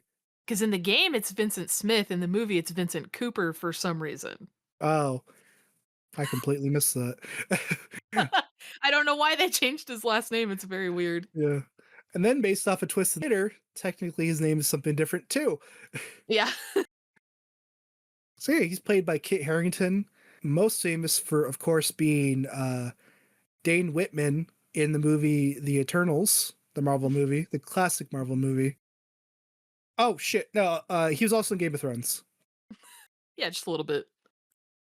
So, yeah, he plays Vincent, which once again, if you're familiar with the games, I don't know if inaccurate is a strong enough word. It's not. More just like this is just a different character. This is straight up a different character.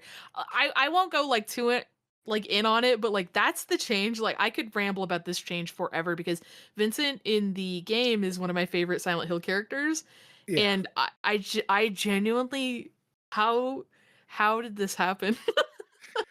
'cause it's just they get like everything wrong about him. Yeah. It's like, at that point, you just wonder, like, why would they not just either use a different character or just make, like, an original character at that point? Yeah, or just not have this character in the movie. Yeah. It's so weird because it once again it becomes a thing where it's like, oh look at fans of the game, you like this, and it's like, no, why'd you do this?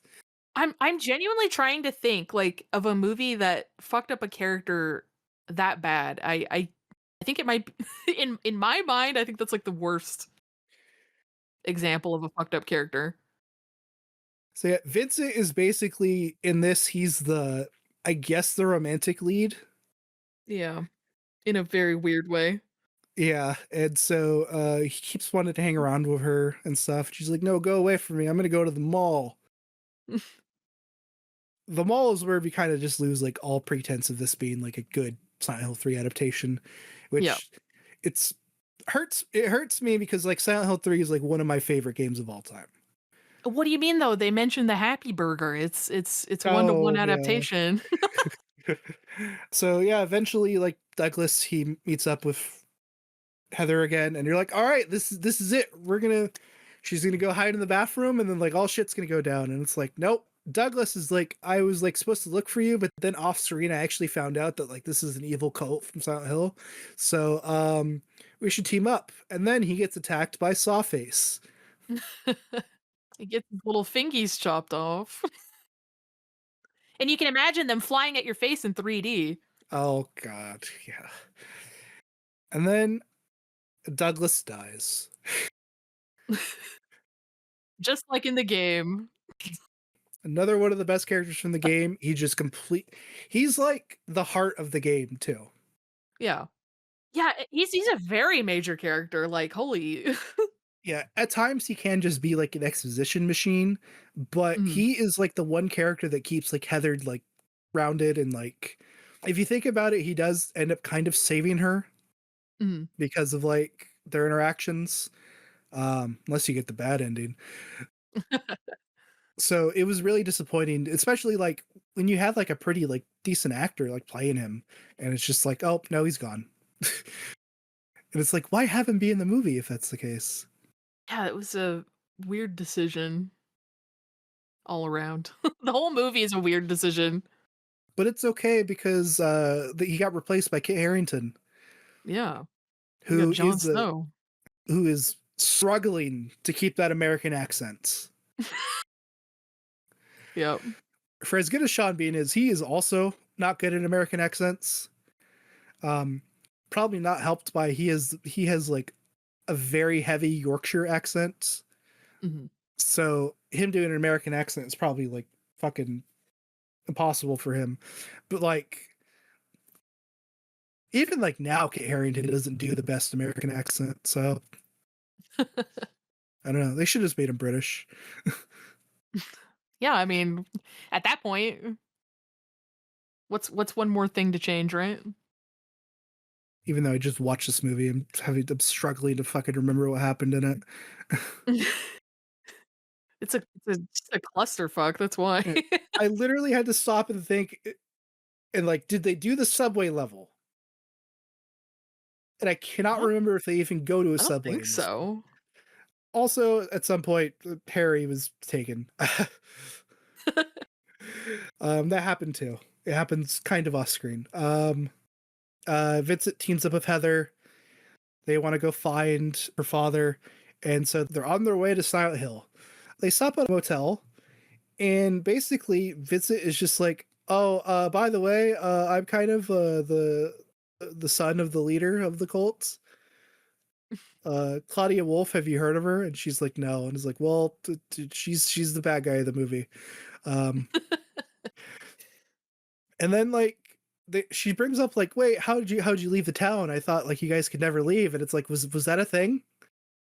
Well, but I mean, they've been hunted by cult members the whole time, so she knows they can leave, though. Y- Yeah, and then once again, this fucking movie is all over the place. I think at this point she established the seal of Metatron is why she's able to come back, which why is the seal of Metatron in the style that wasn't in the first movie? Her and Sean Bean just have that now. Yeah, she's like, oh yeah, mom had this, and that's how I was able to get out. And it's like, what? my god, oh my god, oh god. Okay, I there was a thing I remembered from that movie that I really wanted to point out. When they go into the house after the Harry goes missing thing, right? And there's like the blood on the wall, and it's like, oh, you have to go back to Silent Hill, and there's like the halo of the sun on the wall. And the cop walks up to the halo of the sun, looks at it, and goes, "Do you think this is a gang tag?" It made me laugh. Oh yeah, and then It was he's like, really good. and then he's like, oh yeah, Heather, she's the murder suspect, and that's Yeah, never brought up again. it's so funny. She's gonna be in a rude awakening whenever she goes back to like whatever town she was in.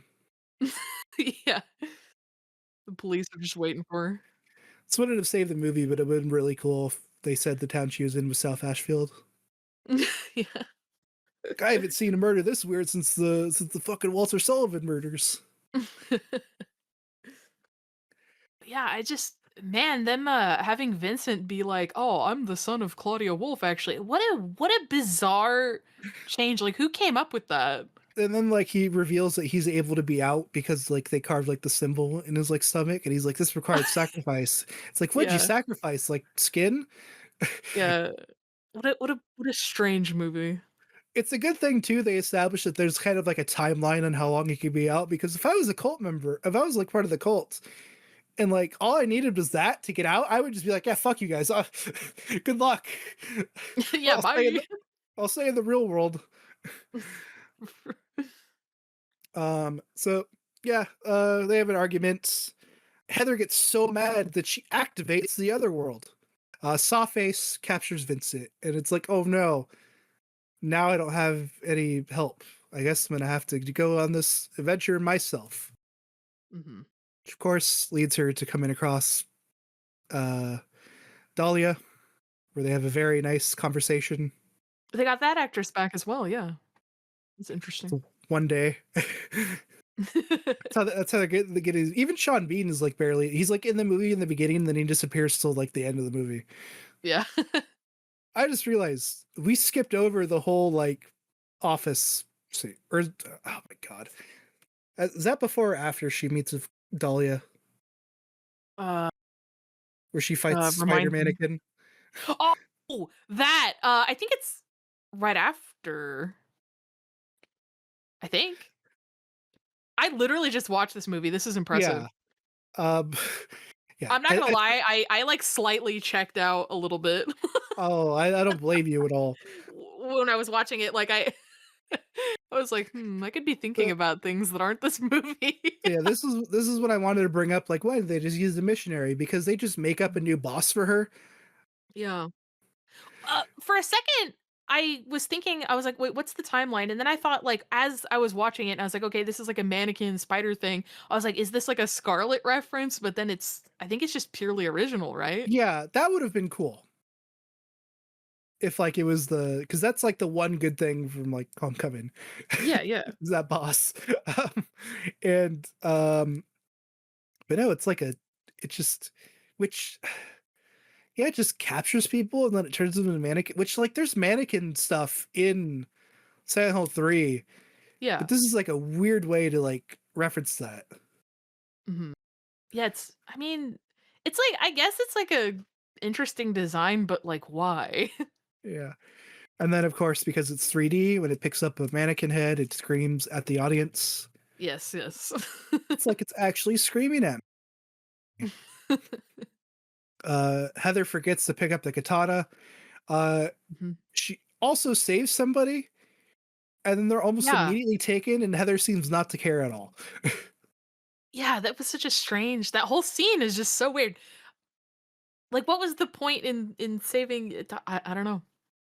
Eventually, though, Heather goes to the hospital, which is like one of the best parts of the third game.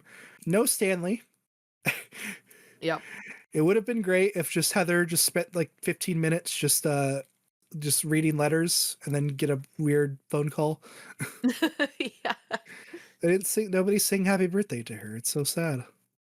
Well, I did notice, like, in that movie, they did the happy birthday thing, but, like, with the balloons Yeah. at the mall, and I'm like, "Why?"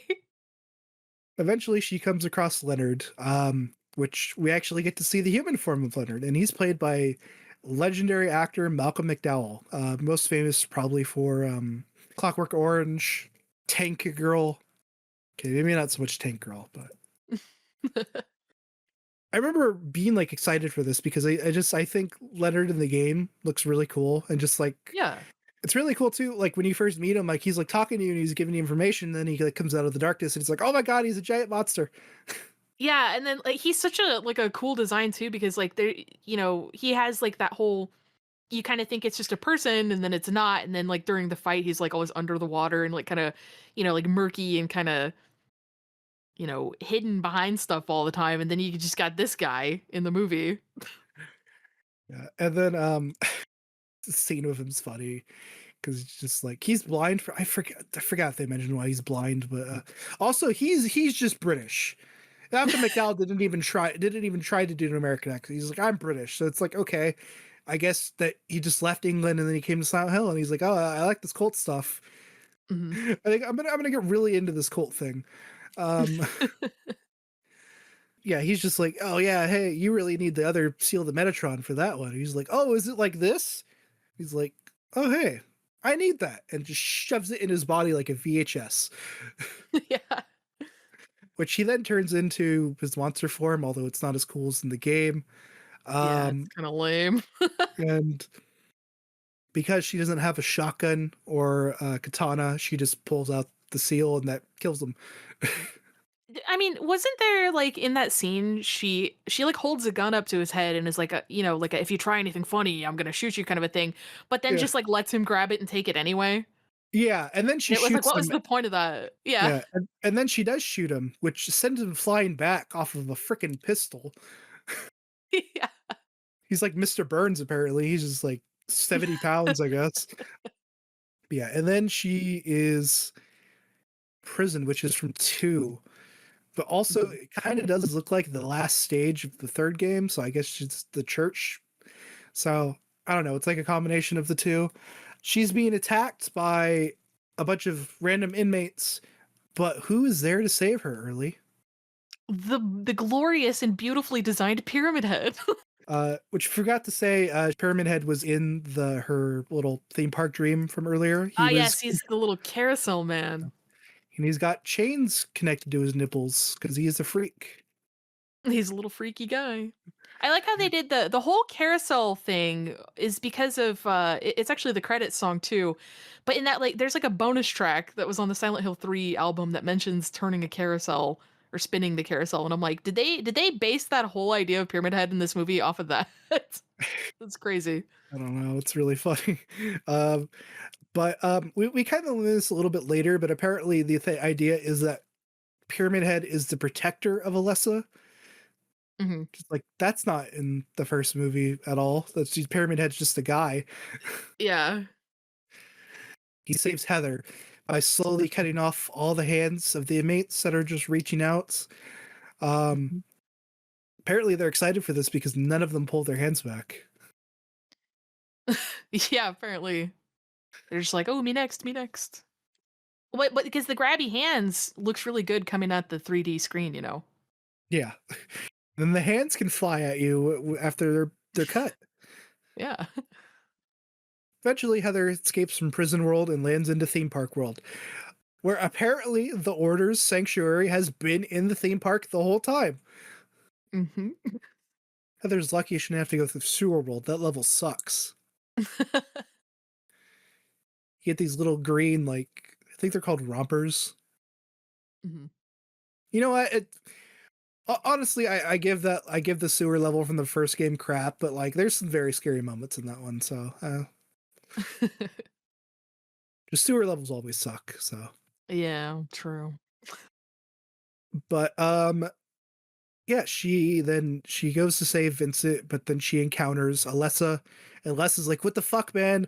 I literally told you never to come back here. I made you so you can go out and like have like a good time and stuff, and then I'll be here. But then you came back, and so like, what the fuck, man?" And then just Heather's like, "Oh, dude, we should be whole," and then they hug.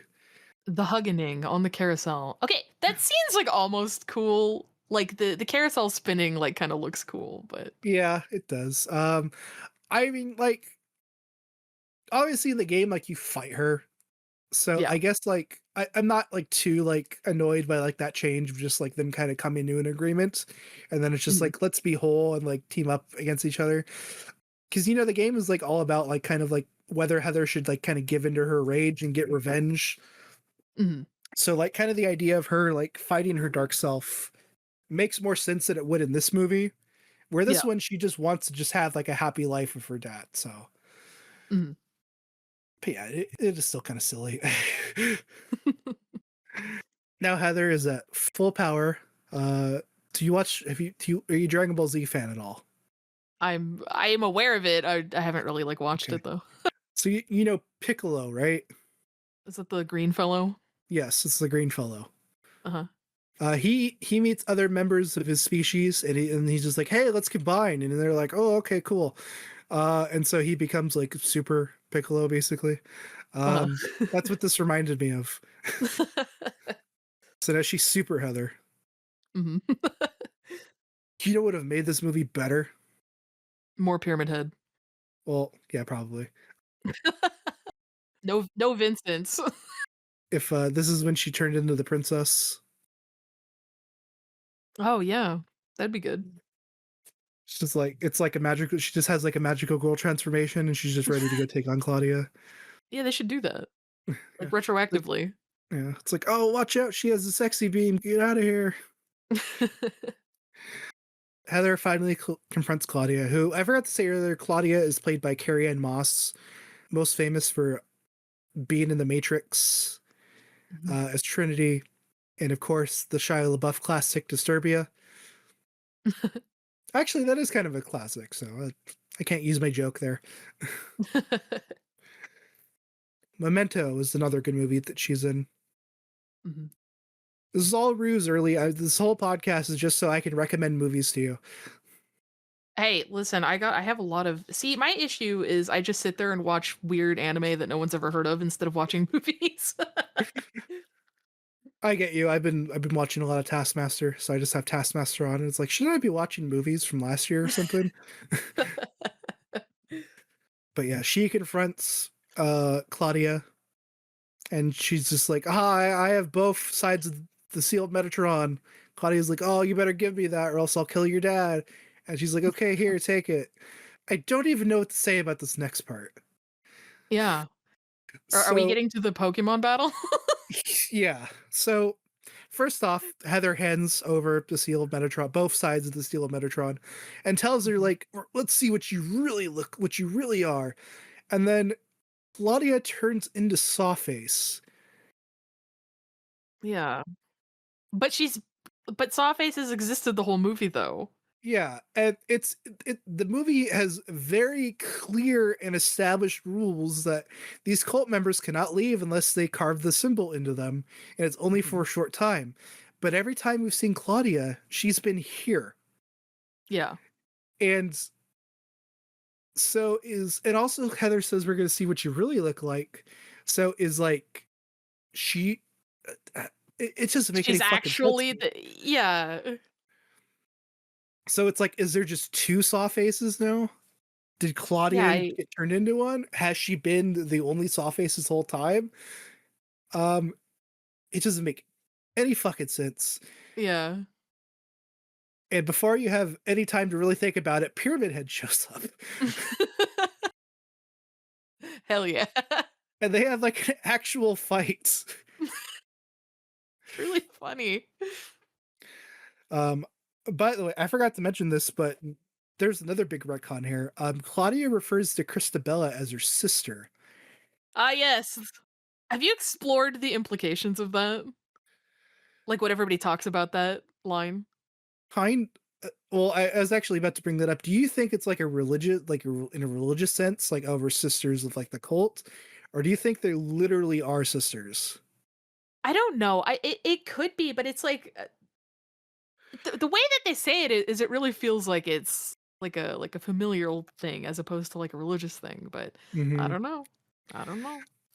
I actually checked. I literally typed in Christabella Wolf, and Mhm. one Silent Hill wiki entry like had her name as Christabella Wolf. Uh-huh. So maybe, but then like what does that mean from the first movie? Because the first movie it makes it pretty clear that this is a really hardcore like Christian cult. Yeah. Well, this one it's straight up the Order of the Valtiel from the game. Can I also point out that the movie, every time somebody says Valtiel, they pronounce it differently, and it's kind of funny. Like the first guy's like, it's Valtiel. Because of that, I second guessed myself saying Valtiel in this. We do get a small cameo of him. He is a statue, Yeah. That Sean Bean is chained to. which sucks because Valtiel is a good guy. He just wants to make sure Heather's okay. Well, Pyramid Head kind of takes his role really in this Yeah. movie. How would you react if they remake Silent Hill 3 and then when you die, instead of Valtiel getting you, it's Pyramid Head? I'm good with that. Like it just cuts to a game over screen and you just hear like that's the sound of Pyramid Head's knife. That's the best they can do. Yeah, this movie's I don't know how many times we can say this. This movie's fucking confusing Yeah. because they tried so hard to like kind of hammer in the lore from the third game. Well, they tried to make it more accurate to the third game while also like trying to do like a sequel to the first movie, Yeah. and they're just not compatible because of the changes the first movie made. They're just not compatible with each other. Mhm. Well, have you read what when this movie came out, everyone blew up about this and they were talking about it about the relation, like the sister thing, what that implies for Heather and Vincent. Oh god, I didn't because even that would think about because that. that would imply that they're actually cousins. Yeah, I didn't even think about that. Yeah, because Dahlia is Christabella's sister too. Yeah. What the? So like that implication is ungood. It's just like how I said, like we were talking about the last movie. If the guy that, because Mhm. you know how I said the guy that rapes Alessa is the same actor that plays the Pyramid Head. If Yeah. that was supposed to be on purpose, like the idea that like Pyramid Head, her protector, is also her fucking assaults her. Mhm. They're not thinking about this stuff though. We're thinking harder about this movie than they did. Yeah, it's I just remember people when the movie first came out, everyone was like, "Wait a minute. Are they did this movie just imply to me that Heather and Vincent are cousins because they just kissed?"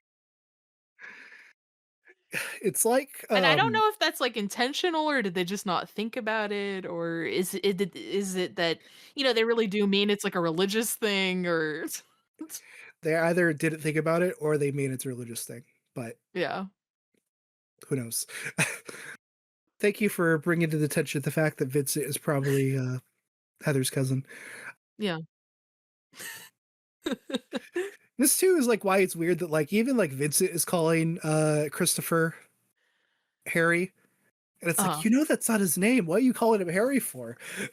Do you think that, like, when this movie got all wrapped up, they package it, ship it, it goes off to theaters, and then they go to like read the online comments, and they're like, "Oh, this movie's bad. This movie's bad. Wait, what the fuck are these people cousins?" And like, do you think like the writers went, "Oh, oh, oh shit." It's even funnier because the writer is the director, so Oh, right, right, right. so she's probably like, "Whoa, I did. That's not. Oh God, Oh, whoopsie doodle. I can't go back and fix that." Now in Turn to the Silent Hill, they're just gonna like be like, James is just gonna find a note that says like, "By the way, Claudia and Christabel aren't actually sisters." It's just like a religious thing. We promise. It's not genetic at all. Eventually, after this like straight up like battle with Pyramid Head and Claudia as Sawface, Mhm. Pyramid Head eventually chops her head off, and that's good enough to kill her, I guess. And her head comes flying at you in 3D. Yeah. Um. Why did they make this in 3D? It's kind of funny. But the last like 5 minutes of this movie are like really goofy. Um. Yeah, all three of our remaining heroes escape. I guess Vincent could just live out of Silent Hill now, Yeah. even though they made it clear that he was like on a time limit. And Harry, who has known Vincent for probably like 5 minutes, is like, "Hey man, I trust you to take care of my daughter from now on. Yeah, and he's got the snarky quip with the "Oh, well, she doesn't need me for that." Yeah. If I was Harry, I would just be like, I changed my mind. You're like, "No, no, that doesn't work." I didn't like that joke. Never mind. Heather, come with me. We're going back to Silent Hill. But yeah, Harry is like, oh wait, my wife is still in Silent Hill. I'm gonna go find her. Mhm, Harry goes back into the town. I do like the shot of like him walking into the fog, and then the fog increases, and he's just gone. mhm. Do you think this is a setup for, like, a Silent Hill 2 Yes, I threequel? believe. And that Sean Bean is supposed to be now his name is James?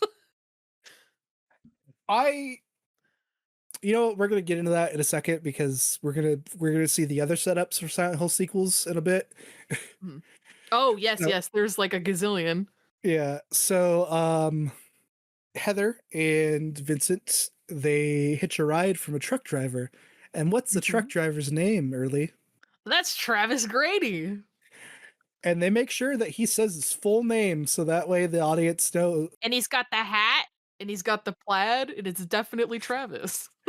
It's funny. I watched someone else review this movie and he was like, I wasn't familiar with Origins, but as soon as he said his full name, I knew he was a character from the games. I had completely forgotten, like, the ending because it had been so long since I had seen Revelation, and the second I saw like, a semi on screen, I was like, "Oh my god, it's Travis." I was like, "I just know that that's Travis." But then I wondered, like, because didn't the first movie spend so much time stating that, like, all the roads were completely disconnected and that there was no way to just drive to Silent Hill, and I'm like, "What the fuck is a trucker doing Yeah. going through Well, there? That the doesn't even town's make completely sense." abandoned and like it's like Yeah. such like a hazard that like I can't see like a truck would like ever like drive through that. That would just be Well, completely off their map. Travis even goes, "I don't usually come this way," and I was like, "What? Of course you don't." Also, it's funny that they established Travis now when they basically gave his plot line to Detective New Chief in the first movie Yeah. because he's the one that saved Alessa. And then Mhm. and he drives away. We see the sign that says "You are now leaving Silent Hill," but it stays on that sign for a really long time because of why. Because we gotta see the prison bus going back into Silent Hill. Which, like, if you're not familiar with the games, like, what are you thinking when you see that? Like, what is supposed to be the implication of that? Yeah, that must have been a very confusing scene if you had no idea what any of that is. You're like, Yeah. "Okay, there's a bus." Why are there prisoners going to Silent Hill? Oh no, are they gonna get stuck? And it's like, why would they get stuck based off the rules that this movie established? That's just, Yeah. I do like the kind of the shot of like it showing like you're now leaving Silent Hill, and then when it like goes to the other side and it says "Welcome to Silent Hill," Cool shot. where it's like all foggy now. I thought that was pretty cool. Yeah. Well, then, like, it kinda has implications too of like, "Oh, you're leaving," and then, "Oh, nope, just kidding." Mhm. You know, like, I don't know, it's a cool idea, it's just goofy. But yeah, they hit at 3 sequels here. Yeah. Of course, this I think this is the same year as Downpour. Let me double check. Sh Even though I was defending Downpour's storyline earlier, I don't know if that would really make it that great of a movie. Yeah, same year. So got a fresh cameo. We got 3 movies set up here. The only one that, like, makes sense would just be the Christopher as James storyline where he's just going through Silent Hill, but, like, even that, like, they would have to completely change the story for that to even work. Yeah, because it's like he's "I love my wife" guy, right? So that wouldn't Yeah. work. And, like, yeah, like, the entire story of 2 is just, like, you're finding out, like, what really was going on with James and Mary's relationship. This one, you Mhm. know everything. Yeah. And then Um, there's no twist, like, it I don't know how that would work. Maybe the idea would have been that, like, it combines 2 and Downpour. Mhm. What a magical adventure that would be. That is Silent Hill Revelations, except for we got one little after credits scene. Wait, there's an after credits scene? Yes, and it is, Pyramid Head walking. Oh, That's it. interesting. I didn't stick around that long. Pyramid Head just made a couple steps and he walks behind a pillar and then he's gone and then the end. It's like, okay, Wow, cool. I don't know majestic. why. So yeah, that was Silent Hill Revelation. What did you think of it? I think, for a lot of reasons, it's a terrible movie. I think that unlike the first movie, where even though it changes things about the game's lore, it's still an okay movie and it looks really good. This movie just even if I think it's almost worse if you don't know anything about Silent Hill Yeah. because like the scenes with like the prison bus and all that, right? And it's like, so it's clearly not for people that don't know anything about Silent Hill. And if you're somebody that does know anything about Silent Hill, you look at like Vincent as a character and you just go, what the fuck? Because like, I don't know, they took one of the most like manipulative, greasy, sleazy, like kind of scary characters, and they're like, ah, actually he's Jon Snow and he's well, it was before that, but um, you know, he's gotta be this like young, handsome love interest, and actually he loves Heather, and you're like, what? So it's like it's clearly not for anybody that played the game, and it's clearly not for anybody that didn't play the game.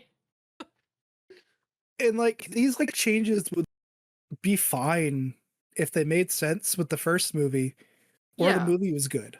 And Mhm. neither of those is the case. Um so yeah, I when I watched this like I had recently played like Silent Hill 3. Silent Hill 3 was like way more fresh in my mind. So like obviously like I was excited for it and then I watch it, it's like this is just a bad movie in general. And Had watching it you now, had okay, good. yeah, I was like, you had seen it before and then you've rewatched it, right? Yeah. Yeah, yeah. This is Yeah, the okay. second time watching it. Right, right, right. It was honestly kind of like a miserable experience because like it's not like and the bad things about it aren't entertainingly bad enough to like be like, yeah, you know, it's a bad movie, let's watch it. Yeah. Yeah, it just kind of is like nothing, you know, like Yeah. I don't know. And like this came at a time when Silent Hill was basically dead. Like Downpour Mhm, was the last game for a while. And it really wasn't until PT when interest in Silent Hill came again, and that died too. mhm, So honestly, it wasn't until like pretty recently with like the remake and F where like Silent Hill feels like it's back again. mhm. And I know you have. I remember you saying you had some issues of F as well. Yeah, to put it like really short, I really like F. I think it's an amazing game. I think it's really good, but part of me resents it a little bit because it's like I think it's really good, but I feel like it's going to be every Silent Hill game is now that. Hmm. Or it's going to be more action oriented. It's going to have like the Soulsy adjacent combat and it's going to be in different settings and, you know, that kind of thing. Yeah, and then it sucks that like our only traditional Silent Hill stuff is probably just going to be remakes Yeah. because we know, which I'm excited for the remake of one. I would like to see the first game like done in like modern day like controls and stuff like that and like better Mhm. voice acting.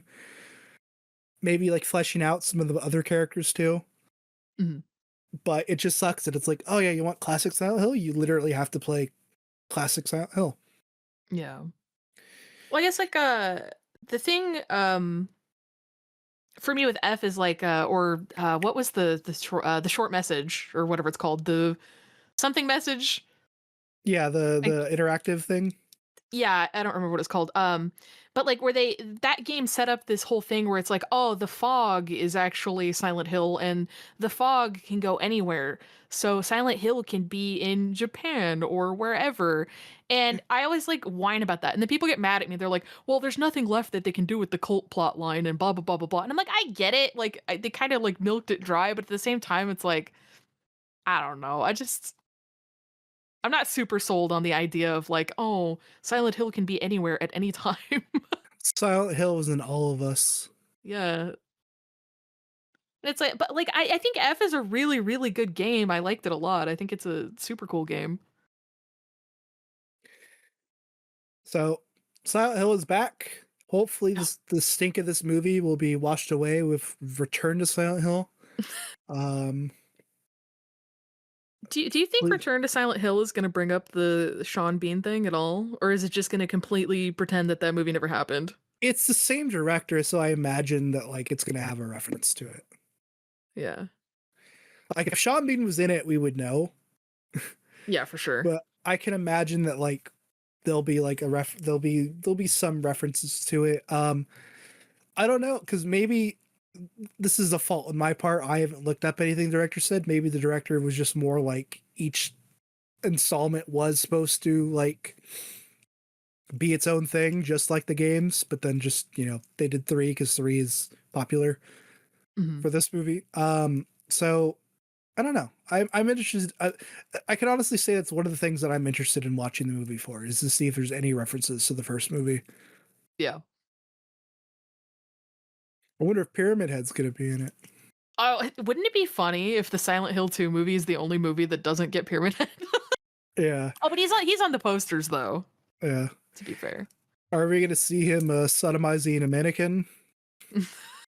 Oh god, that debate.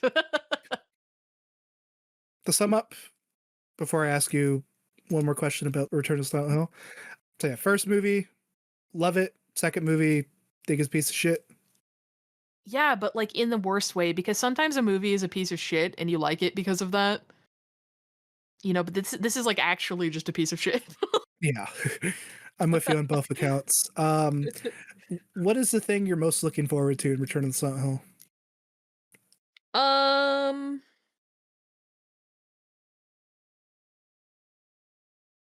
I don't know. I guess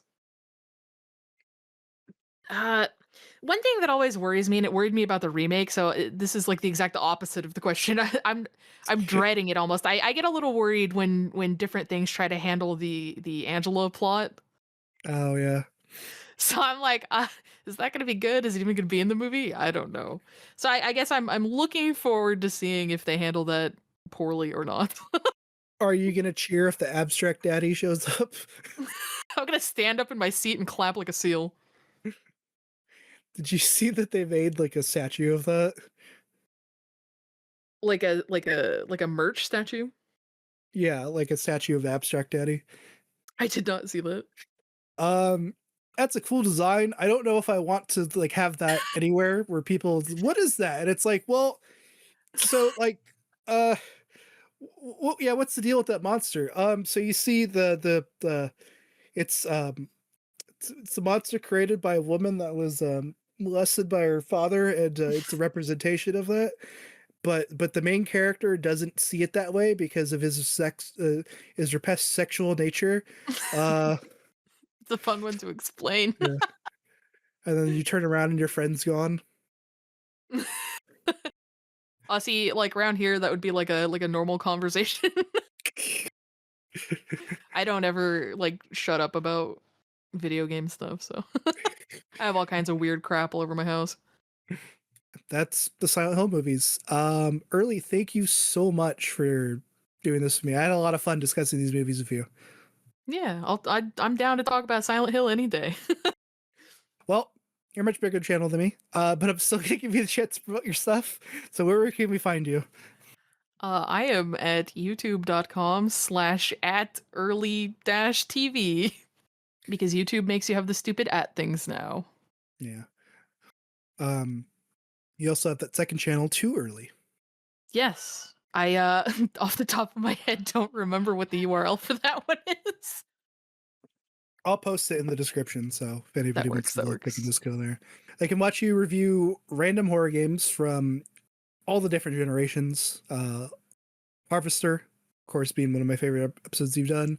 Um, and that's it. That's the only one that you've done that I like. No. The Phantasmagoria games. You did both Darkseid 1 and 2. Mhm. Oh my god, I forgot to say Kladoka. Was that what it was called? Yeah, Kodelka, mhm. I'm so bad at names, I guess. And then on Too Early, they can watch you play very shitty Steam games. Yeah. I gotta do more of those. They're fun. Thank you so much for taking part, and I hope you have a great rest of your day. Yeah, thank you, you too. And for you, audience, I wish you a very good day. I still don't know how to end these, so let me know what you think of the Silent Hill movies, Silent Hill games, and let me know if Return of the Silent Hill is worth watching. That'll be all. Bye, everybody. It will be. It's gonna be good.